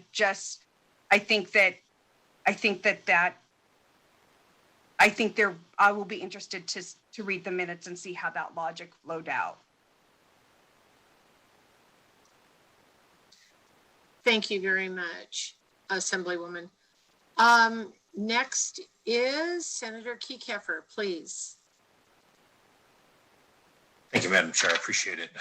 So I had a couple of questions. First, so the Infinite Campus is going to be giving us projections as to how many at-risk students are identified. Did I hear that right? But we don't have that number yet. Heidi Hartz for the record. Infinite Campus is one tool that we could utilize to identify the number of students who may be at risk in a given school year. There are certainly other indicators that could be utilized. When the Department of Education, and more specifically the Commission on School Funding, received presentations from Infinite Campus on their capacity to provide this type of service, what we found was that the number of students who at that time were designated as meeting this criteria for at-risk was very similar to the number of students who had been identified as qualifying for free and reduced price lunch. So how does the governor's budget identify at-risk students for the purpose of weighting, and are you proposing to change that? Superintendent Ebert for the record, thank you for the question. The answer is yes. We worked with the State Board of Education to make that determination, moving away from just free and reduced lunch as the indicator of at-risk to include such things as how many times a student has moved within a specific year, their grades, their attendance, using all of that knowledge to identify at-risk as opposed to the one indicator. So so do we know how many kids that is right now? We worked with Infinite Campus. I can get that information for you. Okay, I appreciate it.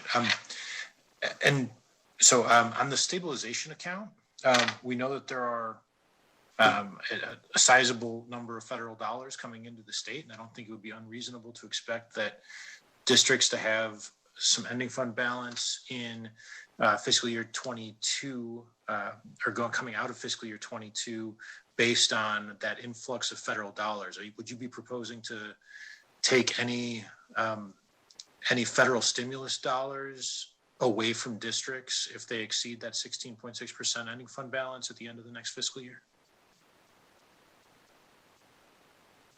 Heidi Hartz for the record. I don't believe the governor's recommended budget includes that consideration.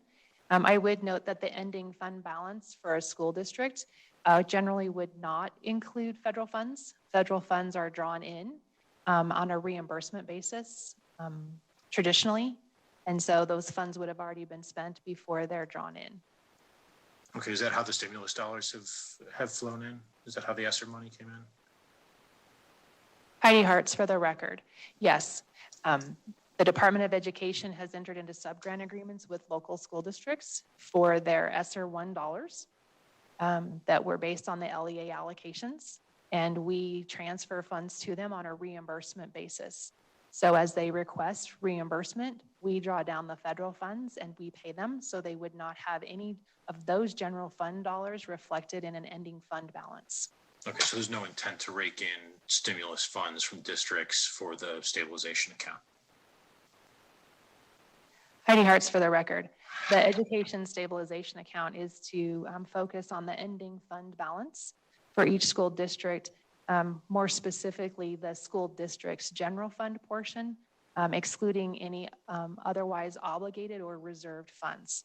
For example, if a school district had within its ending fund balance funding for a large upcoming construction project or deferred maintenance project, that would not be part of the calculation of the 16.6%. And therefore, it would not be considered for transfer into the state education stabilization account. And I think finally, Madam Chair, I'm still trying to understand why, right? We passed this bill 2 years ago to create this new funding formula, and I still don't get why we're not doing it, why we're only going halfway.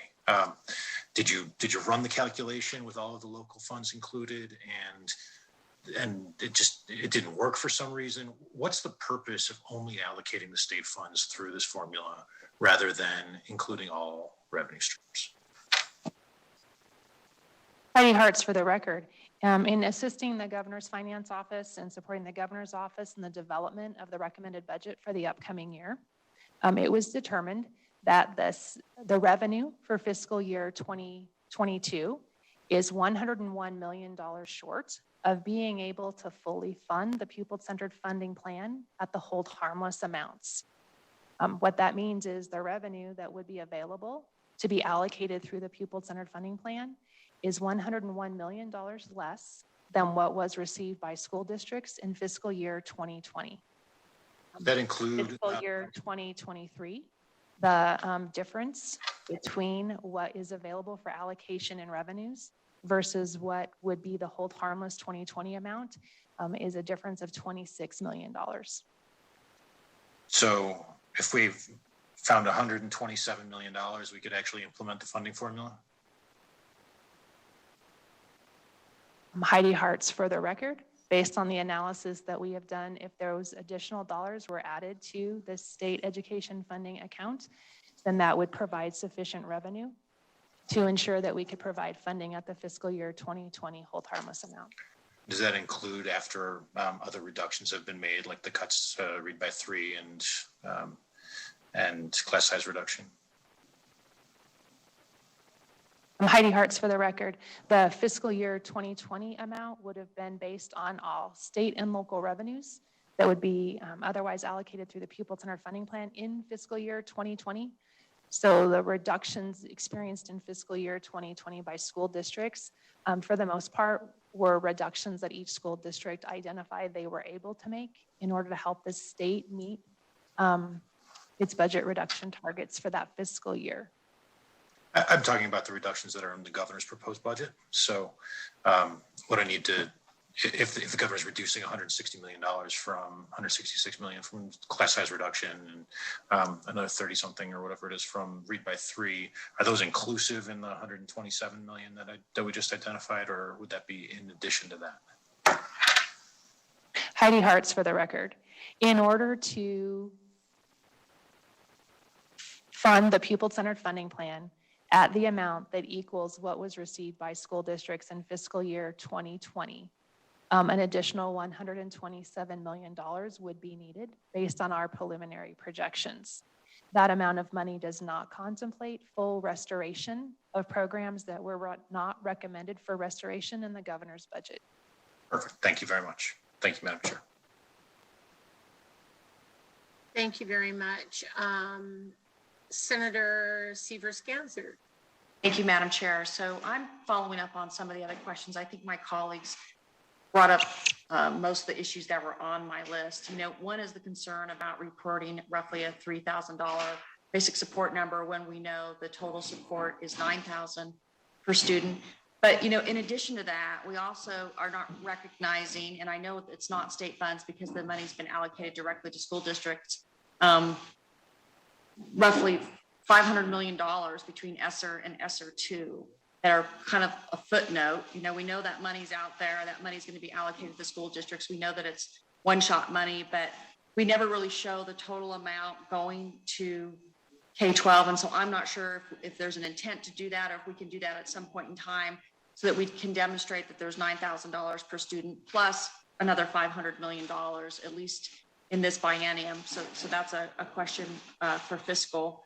And then it was mentioned at several times that the school districts, the ESSER funds are being run on a reimbursement basis. Is there any concern, because there's a timeline during which the money has to be spent, that the reimbursement won't actually take place before the end of the deadline, or is it, does the request have to be made before the reimbursement's made? Because I'm worried about kind of getting in a trap where we have $500 million and it's not spent by the deadline because of the process that's been set up by the Department of Education. Heidi Hartz for the record. The Department of Education provides reimbursement for all state-funded grants and all federal grants in the very same fashion. And that is in compliance with the guidelines put forward by the state's grants office. So we operate on a reimbursement basis. All of our subgrants indicate that subrecipients are to request reimbursement on a monthly basis. We have many subrecipients who may not do that, but that is the request that we have in place so that we can ensure that our subrecipients are being reimbursed as quickly as possible. With respect to the ESSER funding, we have until September 30th, 2022 to fully expend the ESSER 1 funding, and we have until September 30th, 2023 to fully expend the ESSER 2 funding.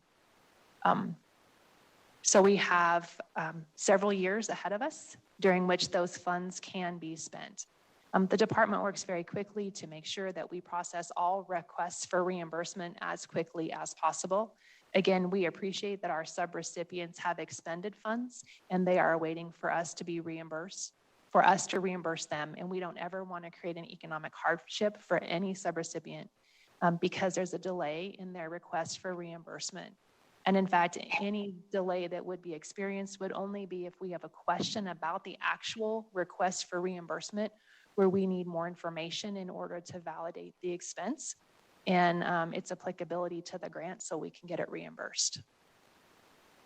Thank you. And so a couple of things. So how about the charter schools? Charters tend not to have a lot of resources. And so school districts typically might have some room to float, but I would think that charter schools may need money to be able to expend it versus in arrears. Have you had any issues reported from charter schools where they need to spend the money, but they actually don't have the money to float until they get the reimbursement?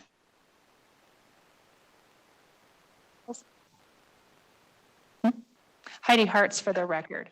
We have not been notified by any charter schools that they are experiencing any difficulties with the reimbursement for subgrant payments administered through the Department of Education, nor have we received any concerns from the State Public Charter School Authority. Thank you. And then kind of circling back to the question about, we've got all these ESSER dollars that are out there, and we never put the ESSER dollars next to the state dollars so that we can show, at least in the near term, that's really even more than 9,000 being spent. So I'm not sure if we're going to build a spreadsheet at some point in time, but the federal dollars are significant that are getting pushed down, and there's a short timeline to spend it, but I think that's an interesting point. Kind of moving on to the Nevada Cost of Education Index, I agree with my colleagues. While it's been stated that it's Nevada-centric plan, we know the cost of living in the different states. One of the most significant factors is housing, and housing is more expensive in several of our counties than other counties, and that's not even, part of the calculation. And so I too am very concerned about the index reflecting really what the cost of living is in the county. And I understand, and I heard that the commission took into account all occupations, whether or not they were required a bachelor degree or higher. But I do think housing, it really does impact. I mean, that's probably your largest expense in your household is what you're paying for housing. And our index does not even contemplate that. So that's very concerning. And then I have a question about the read by third grade. It's been stated that money is going to get rolled in. The expectations are the same. The Department of Education is going to make sure that there's some resources. But we also had some external evaluation of the effectiveness. And I saw in our notes that I think this was for the first time, or maybe in a long time, that fourth graders were at par with their peers with the NAEP test, for the National Assessment of Education Progress. So I know there's more than one factor, and it may not just be the read by third grade. It may also be the class size reduction. But I want to know if we're going to be continuing to really look at reading and look at the effectiveness of programs around literacy like we did when it was a categorical, because I do think that that's part of the success of our fourth graders reaching a higher level, at least on peer with their colleagues in other states. And as we all know, reading is critical. It's fundamental to everything that we do. And I think the expectation that students should read by third grade should continue at a minimum. Thank you, Senator. This is Joan Ebert, Superintendent, for the record. We agree with you completely, and I've absolutely have had wonderful conversations with our superintendents in regard to the program and the funding that has been provided over the years, specifically for education. So we see those programs and the great work that our educators have done over the years to support our students in their success, and we're thankful to the legislature for providing those funds. And we look forward to moving forward in many other ways as well. Thank you. I just truly appreciate the gains that we've made, you know, with the work that our teachers have done and the department has done. And we're finally making a difference. And I think we need to make sure that we continue down that path. Thank you. Thank you very much. Chair Carlton, you had a question. Yes, Madam Chair, and I know we have one more budget to get to, so I'll make this really brief. So Thank you. one thing that we hadn't really gotten into with the weights is how do we ensure that a pupil only gets one weight? I believe that was the intent of this. And what was the process that you went through to be able to adjust to make sure the pupil just got the one weight? The weight that was greater, of course, but how do they get just one? Heidi Hartz for the record. We utilize data out of Infinite Campus to identify the students that would fall into the identified categories of students. We then filtered that data to ensure that students were only counted in the category with the highest weight in the event that they were included in more than one category.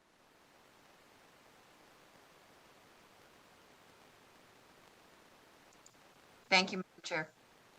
Thank you very much. And Senator Ratty, you had a couple questions, and then we'll try to wrap this up so we can go to the next budget if there are no more questions. Thank you.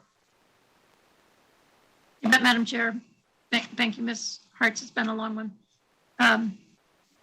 Curious about the resiliency of the plan in the face of potential changes. So, for example, how would the Pupil Center funded plan be adjusted if the actual non-general fund, state revenue in the state education funding account was lower than projected, as an example? Or how would the payments to school districts change if enrollment is greater or less than projected? How is it adaptable to when we don't project quite on target? Heidi Hartz for the record. The Senate Bill 543 outlines 4 options for the governor as he prepares his recommended budget for each biennium. And those recommendations or options tied to economic forum projections for revenues available in the upcoming biennium.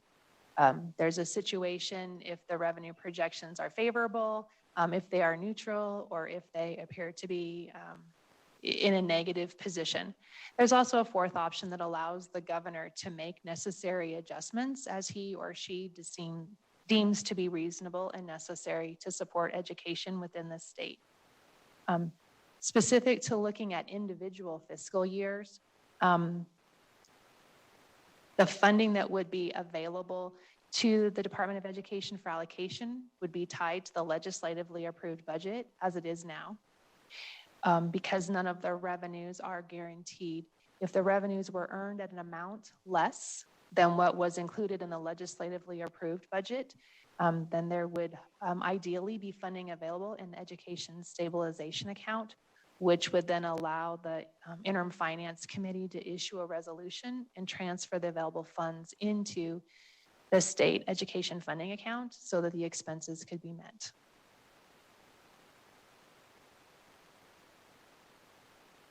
Thank you. Thank you very much, Senator Ratty. I think that we will close out this conversation, and it's 10:30. So Superintendent and Deputy Director Hartz, if we could go to budget 2677, I would so appreciate it. And go ahead when you're ready. Heidi Hartz for the record.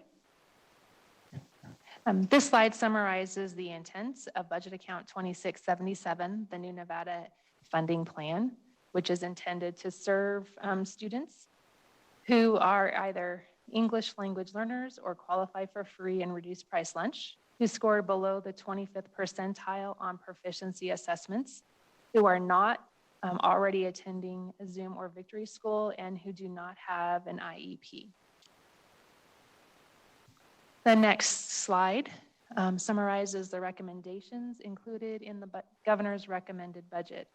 Decision Unit E 225 restores the reduction that it was approved during the 31st special session in Assembly Bill 3. That amount would be approximately $70 million in each year of the biennium. The second decision unit in this budget account pertains to transferring the funds from this budget account into the state education funding account, budget account 2609. As we mentioned in the previous budget account presentation, the funds from the new Nevada Education Funding Plan would be allocated to the weighted funding categories to serve as a baseline, a starting point. And so 50% was originally allocated to at-risk and 50% was allocated to English learners. The next slide is again a slide we intend to include in future budget presentations as well, to show the impact of the transition of programs and services out of budget accounts and into the state education funding account. So if the governor's, based on the governor's recommended budget, after the new Nevada funding plan revenues and expenditures are transferred, this budget account would be recommended for elimination. And with that, we would be happy to answer any questions specific to this budget account.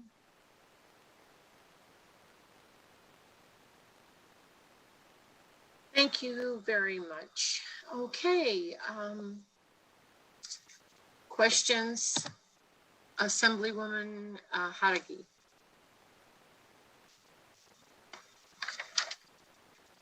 Thank you, Madam Chair.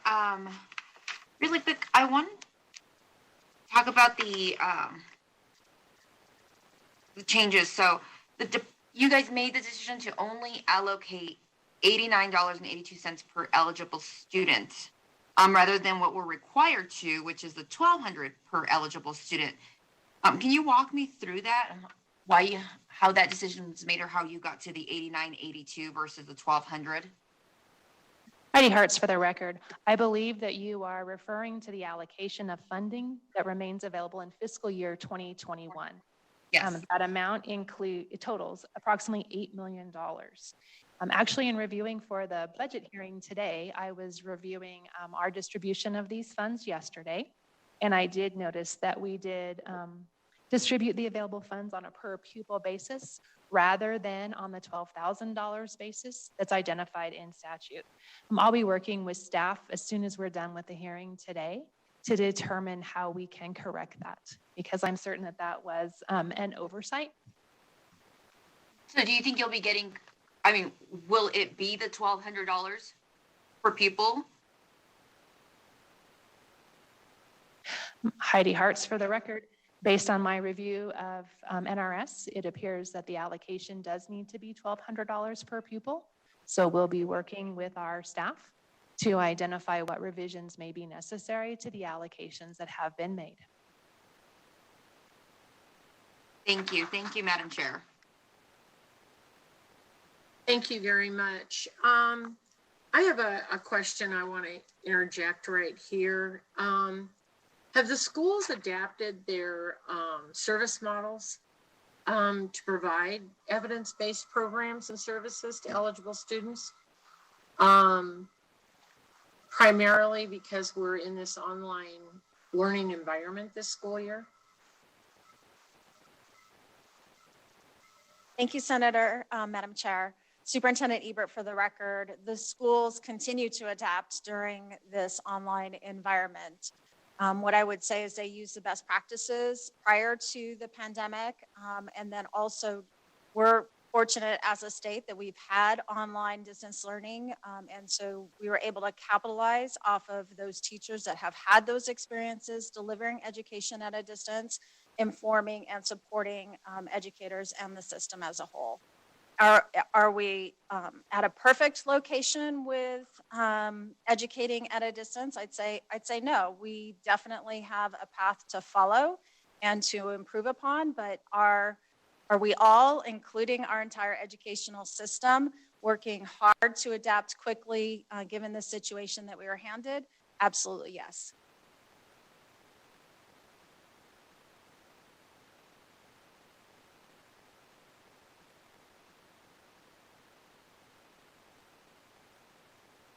Our Chair, you're on mute. Darn, yeah, I was, thank you. Just as a follow-up to that, does the department anticipate transmitting the independent evaluation report for fiscal year 2020 to the legislature?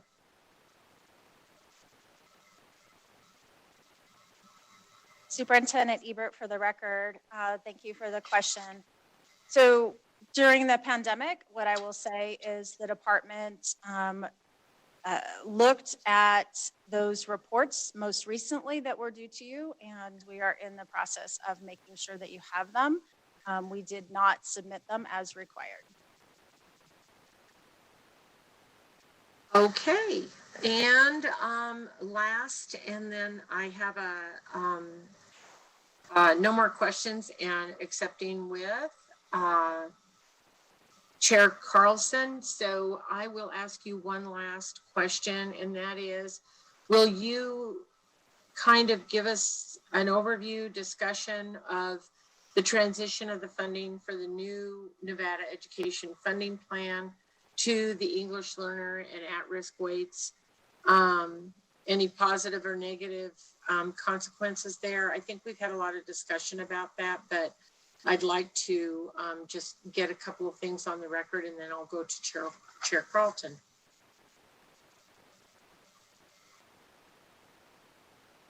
Heidi Hartz, for the record. When the Department of Education began working on transitioning from our current funding methodologies to the pupil-centered funding plan, we began by looking at the funding that was previously allocated for students who were either at risk or English language learners. So we looked at the funding as well as the number of students who are receiving services or who were qualified for at-risk services or English language assistance.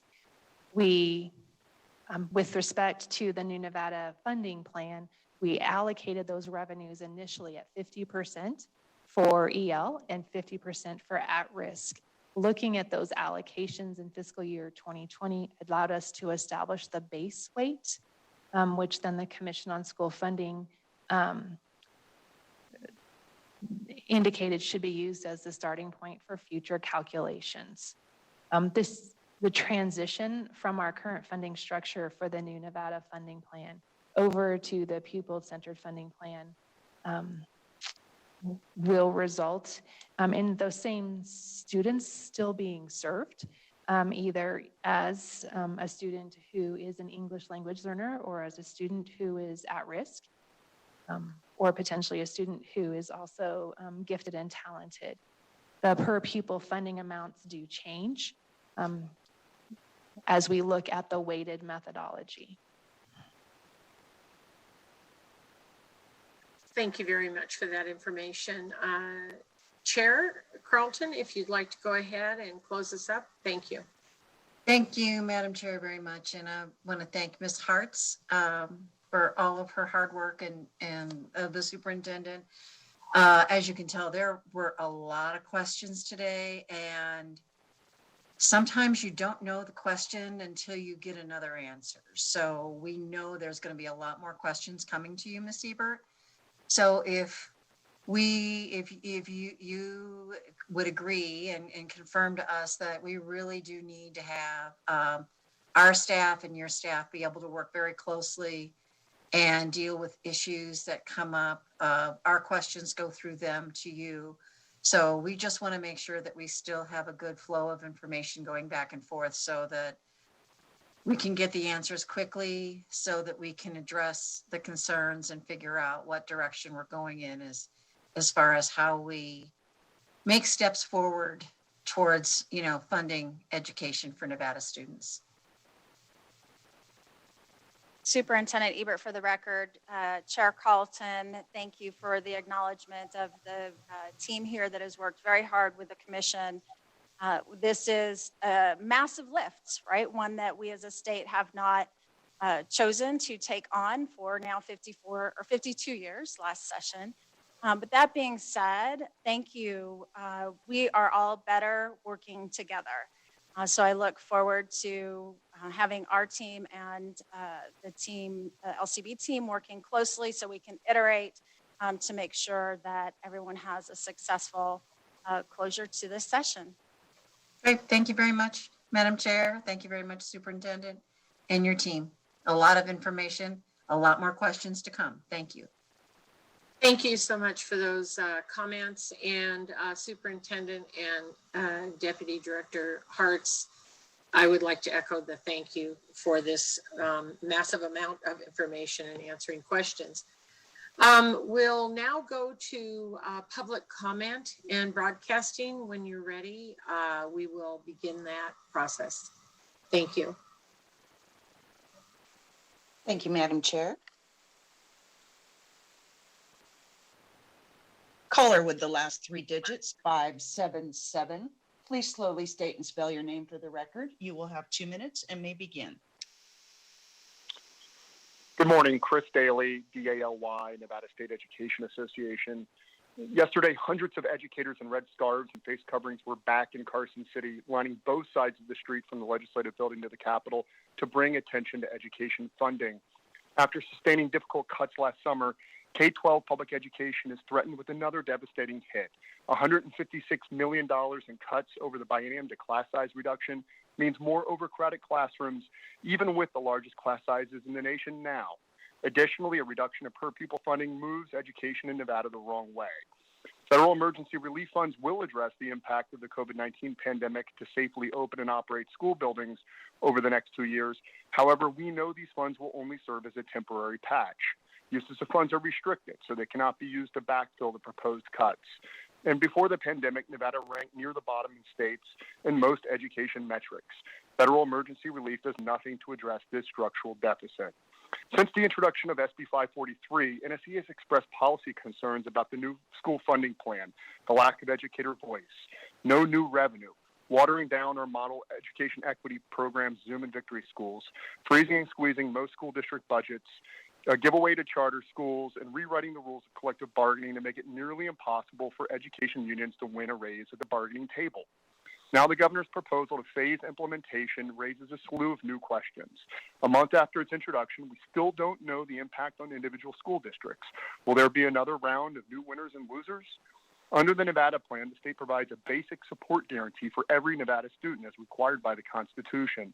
But under the phased approach, local revenues are excluded from this calculation, cutting the state guarantee in half to under $3,000 per pupil. What will be the impact on our schools if local revenues are less than anticipated?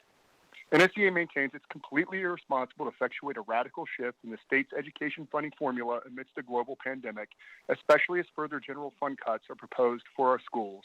This is even more true with the late-hour changes proposed by the governor. Given these challenges, we believe the only responsible course of action is to delay SB 543 until after the pandemic, while we are able to work together on optimal funding and a revenue plan to get us there. Nevada needs new ongoing state revenue. NSEA asked legislators to dig deep to find the political will to place AGR 1 on the ballot. AGR 1 would generate $485 million in new revenue for Nevada annually. While only a part of what's needed for our educators and students, we see it as a critical step towards building a funding plan to achieve optimal education funding. Thank you.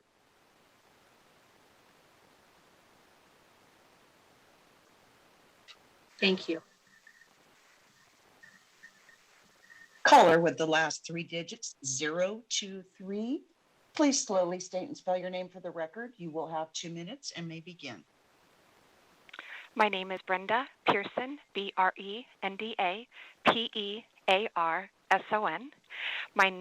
My name is Brenda Pearson. I'm calling from the Clark County Education Association, and I'm reading testimony into the record for Jordana McCudden, as she is unable to be part of this today. My name is Jordana McCudden. I submit this testimony to voice my continued support for SB 543. I am in my 21st year as an educator in the Clark County School District. I was relieved when the 2019 Nevada Legislature, at long last, modernized Nevada's education funding system with SB 543. A student-centered funding formula was long overdue.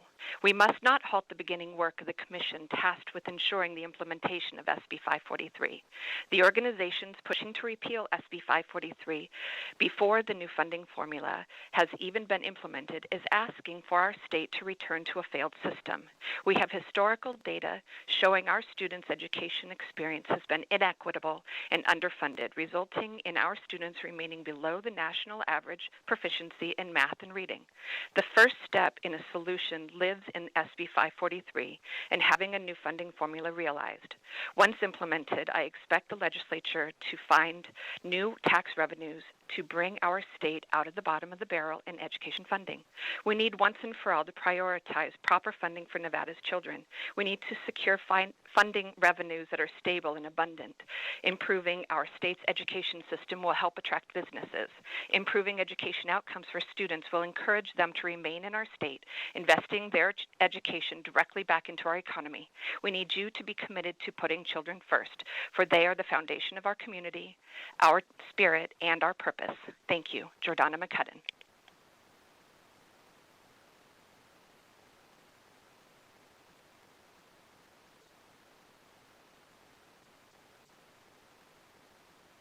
Caller with the last 3 digits, 090. Please slowly state and spell your name for the record. You will have 2 minutes and may begin. Hi, my name is Amanda Morgan, Amanda Morgan. I'm providing comment today on behalf of Educate Nevada Now. ENN has concerns with the proposed budget and specifically the phase-in approach for the pupil-centered funding plan. The governor's proposed budget will require fundamental changes to the PCFP that will result in funding formula that manages to be more harmful than the Nevada plan. The budget proposal divorces state and local dollars in the PCFP while simultaneously eliminating any guaranteed funding levels for districts. This is unprecedented and seems to absolve the state of its constitutional responsibility to provide funding deemed sufficient for the operation of the public schools. The state is ultimately responsible for public education under the Nevada Constitution, and a budget premised on the hope that federal or local dollars will ultimately be enough to meet the needs of students is concerning and potentially devastating for districts. It also effectively releases the state from honoring the hold harmless provision promised in SB 543. Further, the proposal creates new equity concerns that our state has avoided under the Nevada plan and would likely avoid under full implementation of the PCFP. Under the Nevada plan, 85% of district funds, a combination of state and local dollars, flow through an equity allocation model. Under the PCFP, nearly 100% of funds would flow through an equity allocation model. Under the proposed changes required by this budget, only 42% of district funds would be equalized. This is precisely the structure that has led other states to equity litigation and one that the Nevada plan specifically aimed to avoid. The budget proposal effectively voids the promises of PCFP, accountability, transparency, equity, and that no district will be harmed during the transition. ENN has expressed concerns with the PCFP in the past, but it has largely supported its implementation. However, this proposal requires fundamental changes to the PCFP that manages to be more harmful than the current formula. We urge lawmakers to reject this budget proposal and develop a path forward that prioritizes education and the promise to Nevada students. K-12 education needs your support now more than ever. It is not time for budget cuts. It's time to make good on promises. Thank you.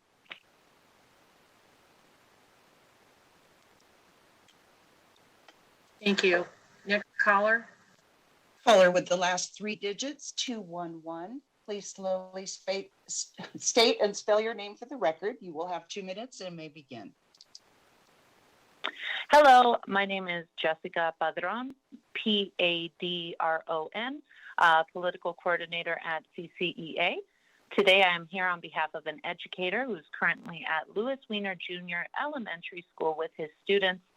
He requested I share his brief testimony in response to the proposed change to a state education account instead of the Stable State Education Fund passed in SB 543 to create more equitable funding than the outdated Nevada plan.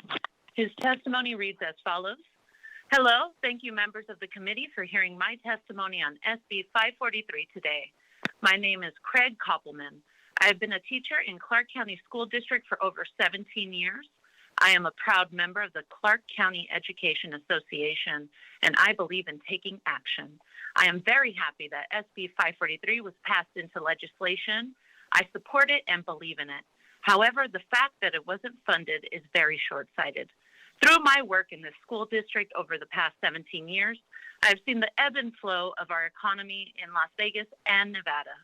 Unfortunately for education, it seems there's never enough funding, and I am very tired of seeing our educators and students suffering. I firmly believe that our state could be a leader in education, but we must diversify our economy. If anything, the COVID pandemic proved once again that gaming and tourism cannot stand alone to support all of our state-funded mandates. It seems that education is always on the chopping block when there are shortages. It is time we get serious and really focus on the new job sources that will boost our economy, provide jobs, and hold up when there's economic downturns. The time to act is now. Our students are counting on you to make a difference in their lives. Please fund SB 543 so that all Nevadans can look to the future as an opportunity and not a time to brace for the worst. You have my support. Do I have yours? Sincerely, Craig Koppelman. Thank you very much. Thank you very much. Next caller, please.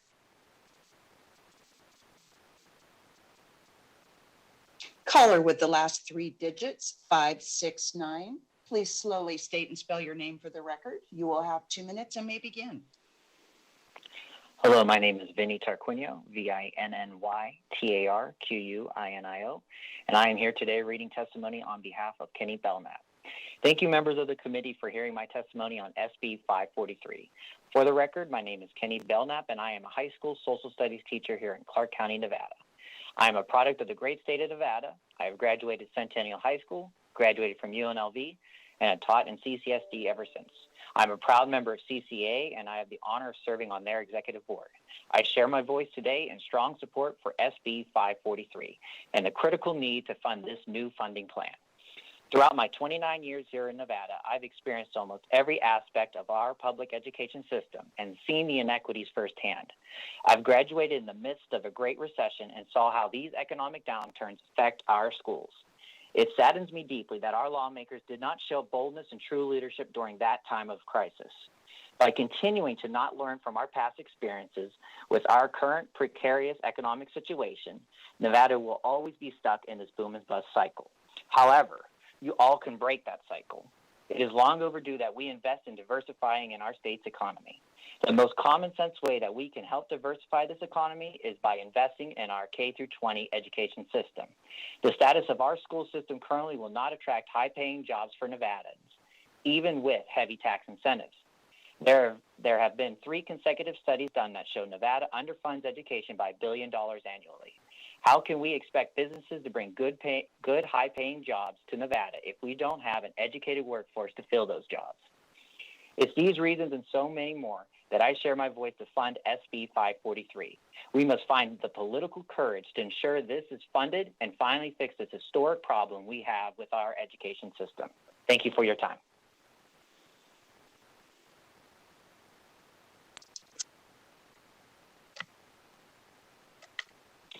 Caller with the last three digits, 987. Please slowly state and spell your name for the record. You will have 2 minutes and may begin.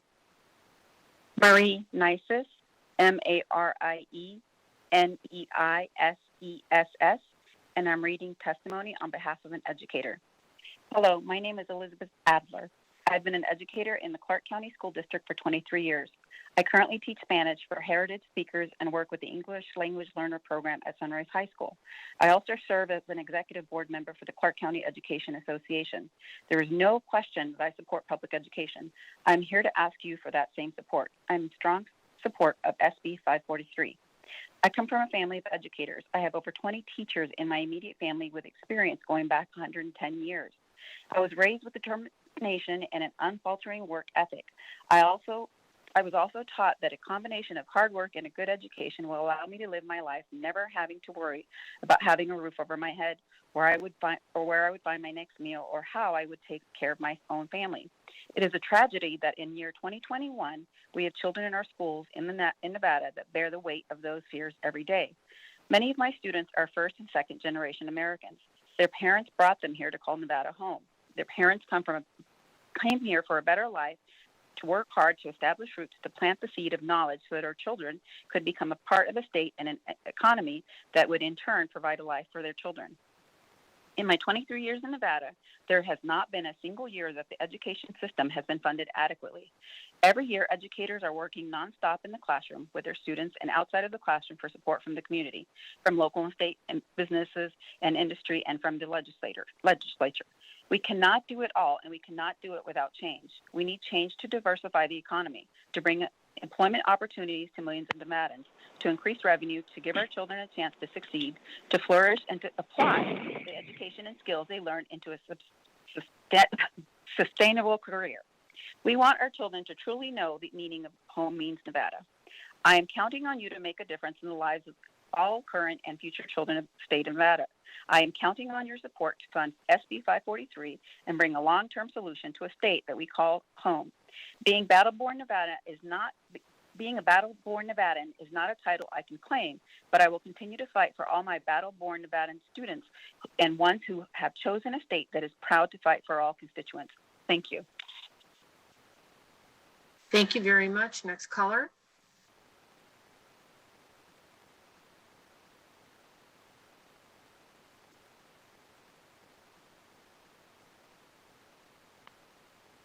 Caller with the last three digits, 653. Please slowly state and spell your name for the record. You will have 2 minutes and may begin. Good morning. My name is Dora Martinez, and to be honest, I don't know if I support this bill or not. What really got to me is the students who have IEP, and they are having difficult time accessing their work when they are doing the distance learning. I know this because I am a parent who is blind, and I have kids who are in the GT program, and I cannot even keep track because of the district inaccessible website. And I have been in touch with the district, I don't know what, ADA coordinator, Gina Session, and I've been getting the runaround, and I went to the district, Washoe County School District meetings, and me and my friends who are disabled parents of students who do not have IEP, they place very high on the MAP testing. But as parents, like I'm sure all of you legislators out there, and some of the presenters who are parents, we want to make sure that our kids are learning and keep on top of their task. So I just wanted you all to hear the battle and trial and tribulations that parents with disability are up against. I know that we don't have IEP, we're not a student, but under the Title II and the ADA, the district is supposed to be in compliance with the ADA, and they are not 100%. I just want you all to be aware of that. And thank you so much, and take care, and have peace and good health. Thank you very much. Next caller. Caller with the last three digits, 927. Please slowly state and spell your name for the record. You will have 2 minutes and may begin. Hello, my name is Hava Ahmed, Hawahmad, and I'm here representing the Clark County Education Association. Before I read this testimony from an educator into the record, I'd like to draw everyone's attention to our exhibits. We do have public comment from our educators that I would love for all of you to review. Thank you, members of the committee for hearing my testimony on SB 543. My name is Carolyn Laura, and I am a STEM robotics teacher in Clark County School District at Spring Valley High School. I am in strong support of SB 543. In my 7 years as a public school teacher in Nevada, I have seen firsthand the anemic state of our funding that our educational system is in. I have seen many students and their families lose hope in a system that has not been supplied with the necessary funds to provide an equitable and accessible education for every student. This has real-life consequences for the people living in Las Vegas. The pandemic has only deepened the crisis that we have been in for decades. Without adequate funding, there are fewer opportunities for students to keep them involved in the programs that we know support their academic careers. Without this funding, I have personally seen students lose hope. Without hope, our students turn to risky and even dangerous behaviors. I have also seen how when new opportunities are offered to students, that hope is restored. As a robotics teacher, I am amazed at what our youth are capable of on a daily basis. I know the difference that it makes to show a child that they can, in fact, achieve the impossible. I also know that in order to do that, we must have an adequately funded education system. The solution to ensuring we have the funding for the future means we must focus on diversifying our economy. We saw in 2008 why an economy built on hospitality does not make good financial sense. A decade later, and we still have not learned our lesson. The divide between the highest earners and lowest earners in Nevada only grows the longer that we refuse to make funding education a priority in the state. We have the choice to turn Nevada into a powerhouse of not only hospitality and entertainment, but technology, the arts, and innovation as well. Our kids are hungry for that opportunity. The longer we wait to provide those services and fund education in the way it should be funded, the more brilliant minds we are losing to other universities, states, and countries. I teach our youth about the automation takeover and how it will affect our weekend economy over the next decade. We know Nevada cannot survive another crisis. Give our kids a fighting chance to compete globally. Give our teachers the tools they need to ensure our kids are given a first world education. Stop simply stating that you want to make education a priority and actually do it. Without adequate funding, our most vulnerable kids suffer, and our state continues to lose out on what I believe are truly some of the greatest innovators of the 21st century. I have always believed, and I will one day teach someone who is going to change the world in a profound way that will have a lasting positive impact for generations. I don't know who that student is, so I have to make sure every single one of my kids believe it is them. I am asking you to do the same. Fund SB 543 and give our schools the funding they need to ensure we do not lose out on that opportunity. Thank you. Thank you very much. Next caller, please.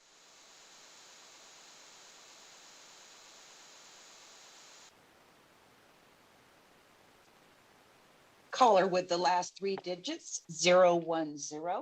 Please slowly state and spell your name for the record. You will have 2 minutes and may begin.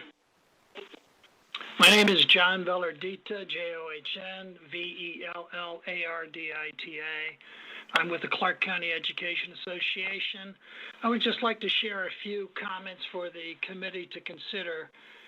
Yesterday, the legislatures heard GOED's proposal around economic recovery and diversifying the economy. When the governor proposes plans for economic recovery, one cannot bifurcate the education delivery system from those plans. K through 12 is the base of the education delivery system. If you make cuts in the base, it has an effect on the pipeline and hence will set back providing an educated workforce for our economic recovery. The current proposal from the governor on SB 543 is not SB 543.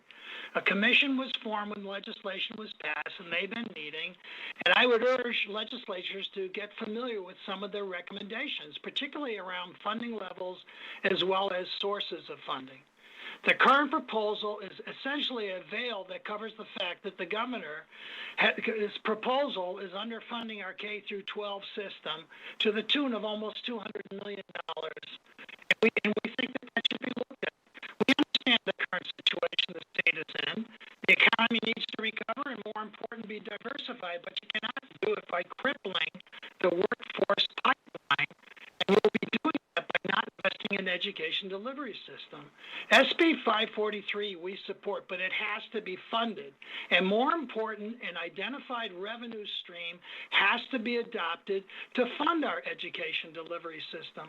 Otherwise, we're going to have a repeat again and again of this cycle we go through where our economy crashes because it's dependent on two industries. Our K through 20 education delivery systems pipeline is the primary source for Nevada's economic workforce. CSN, Nevada State College, Western Nevada College have 99% of their students come from Nevada's K through 12 system. The UNLV and UNR have roughly close to 80%. Thousands of seniors have lost their year of education, and they'll never get it back as a result of this pandemic. This will adversely affect Nevada's workforce pipeline down the line. If you're going to propose economic recovery and diversification, Governor, invest in the K through 12 delivery system. Find revenue for SB 543. Thank you.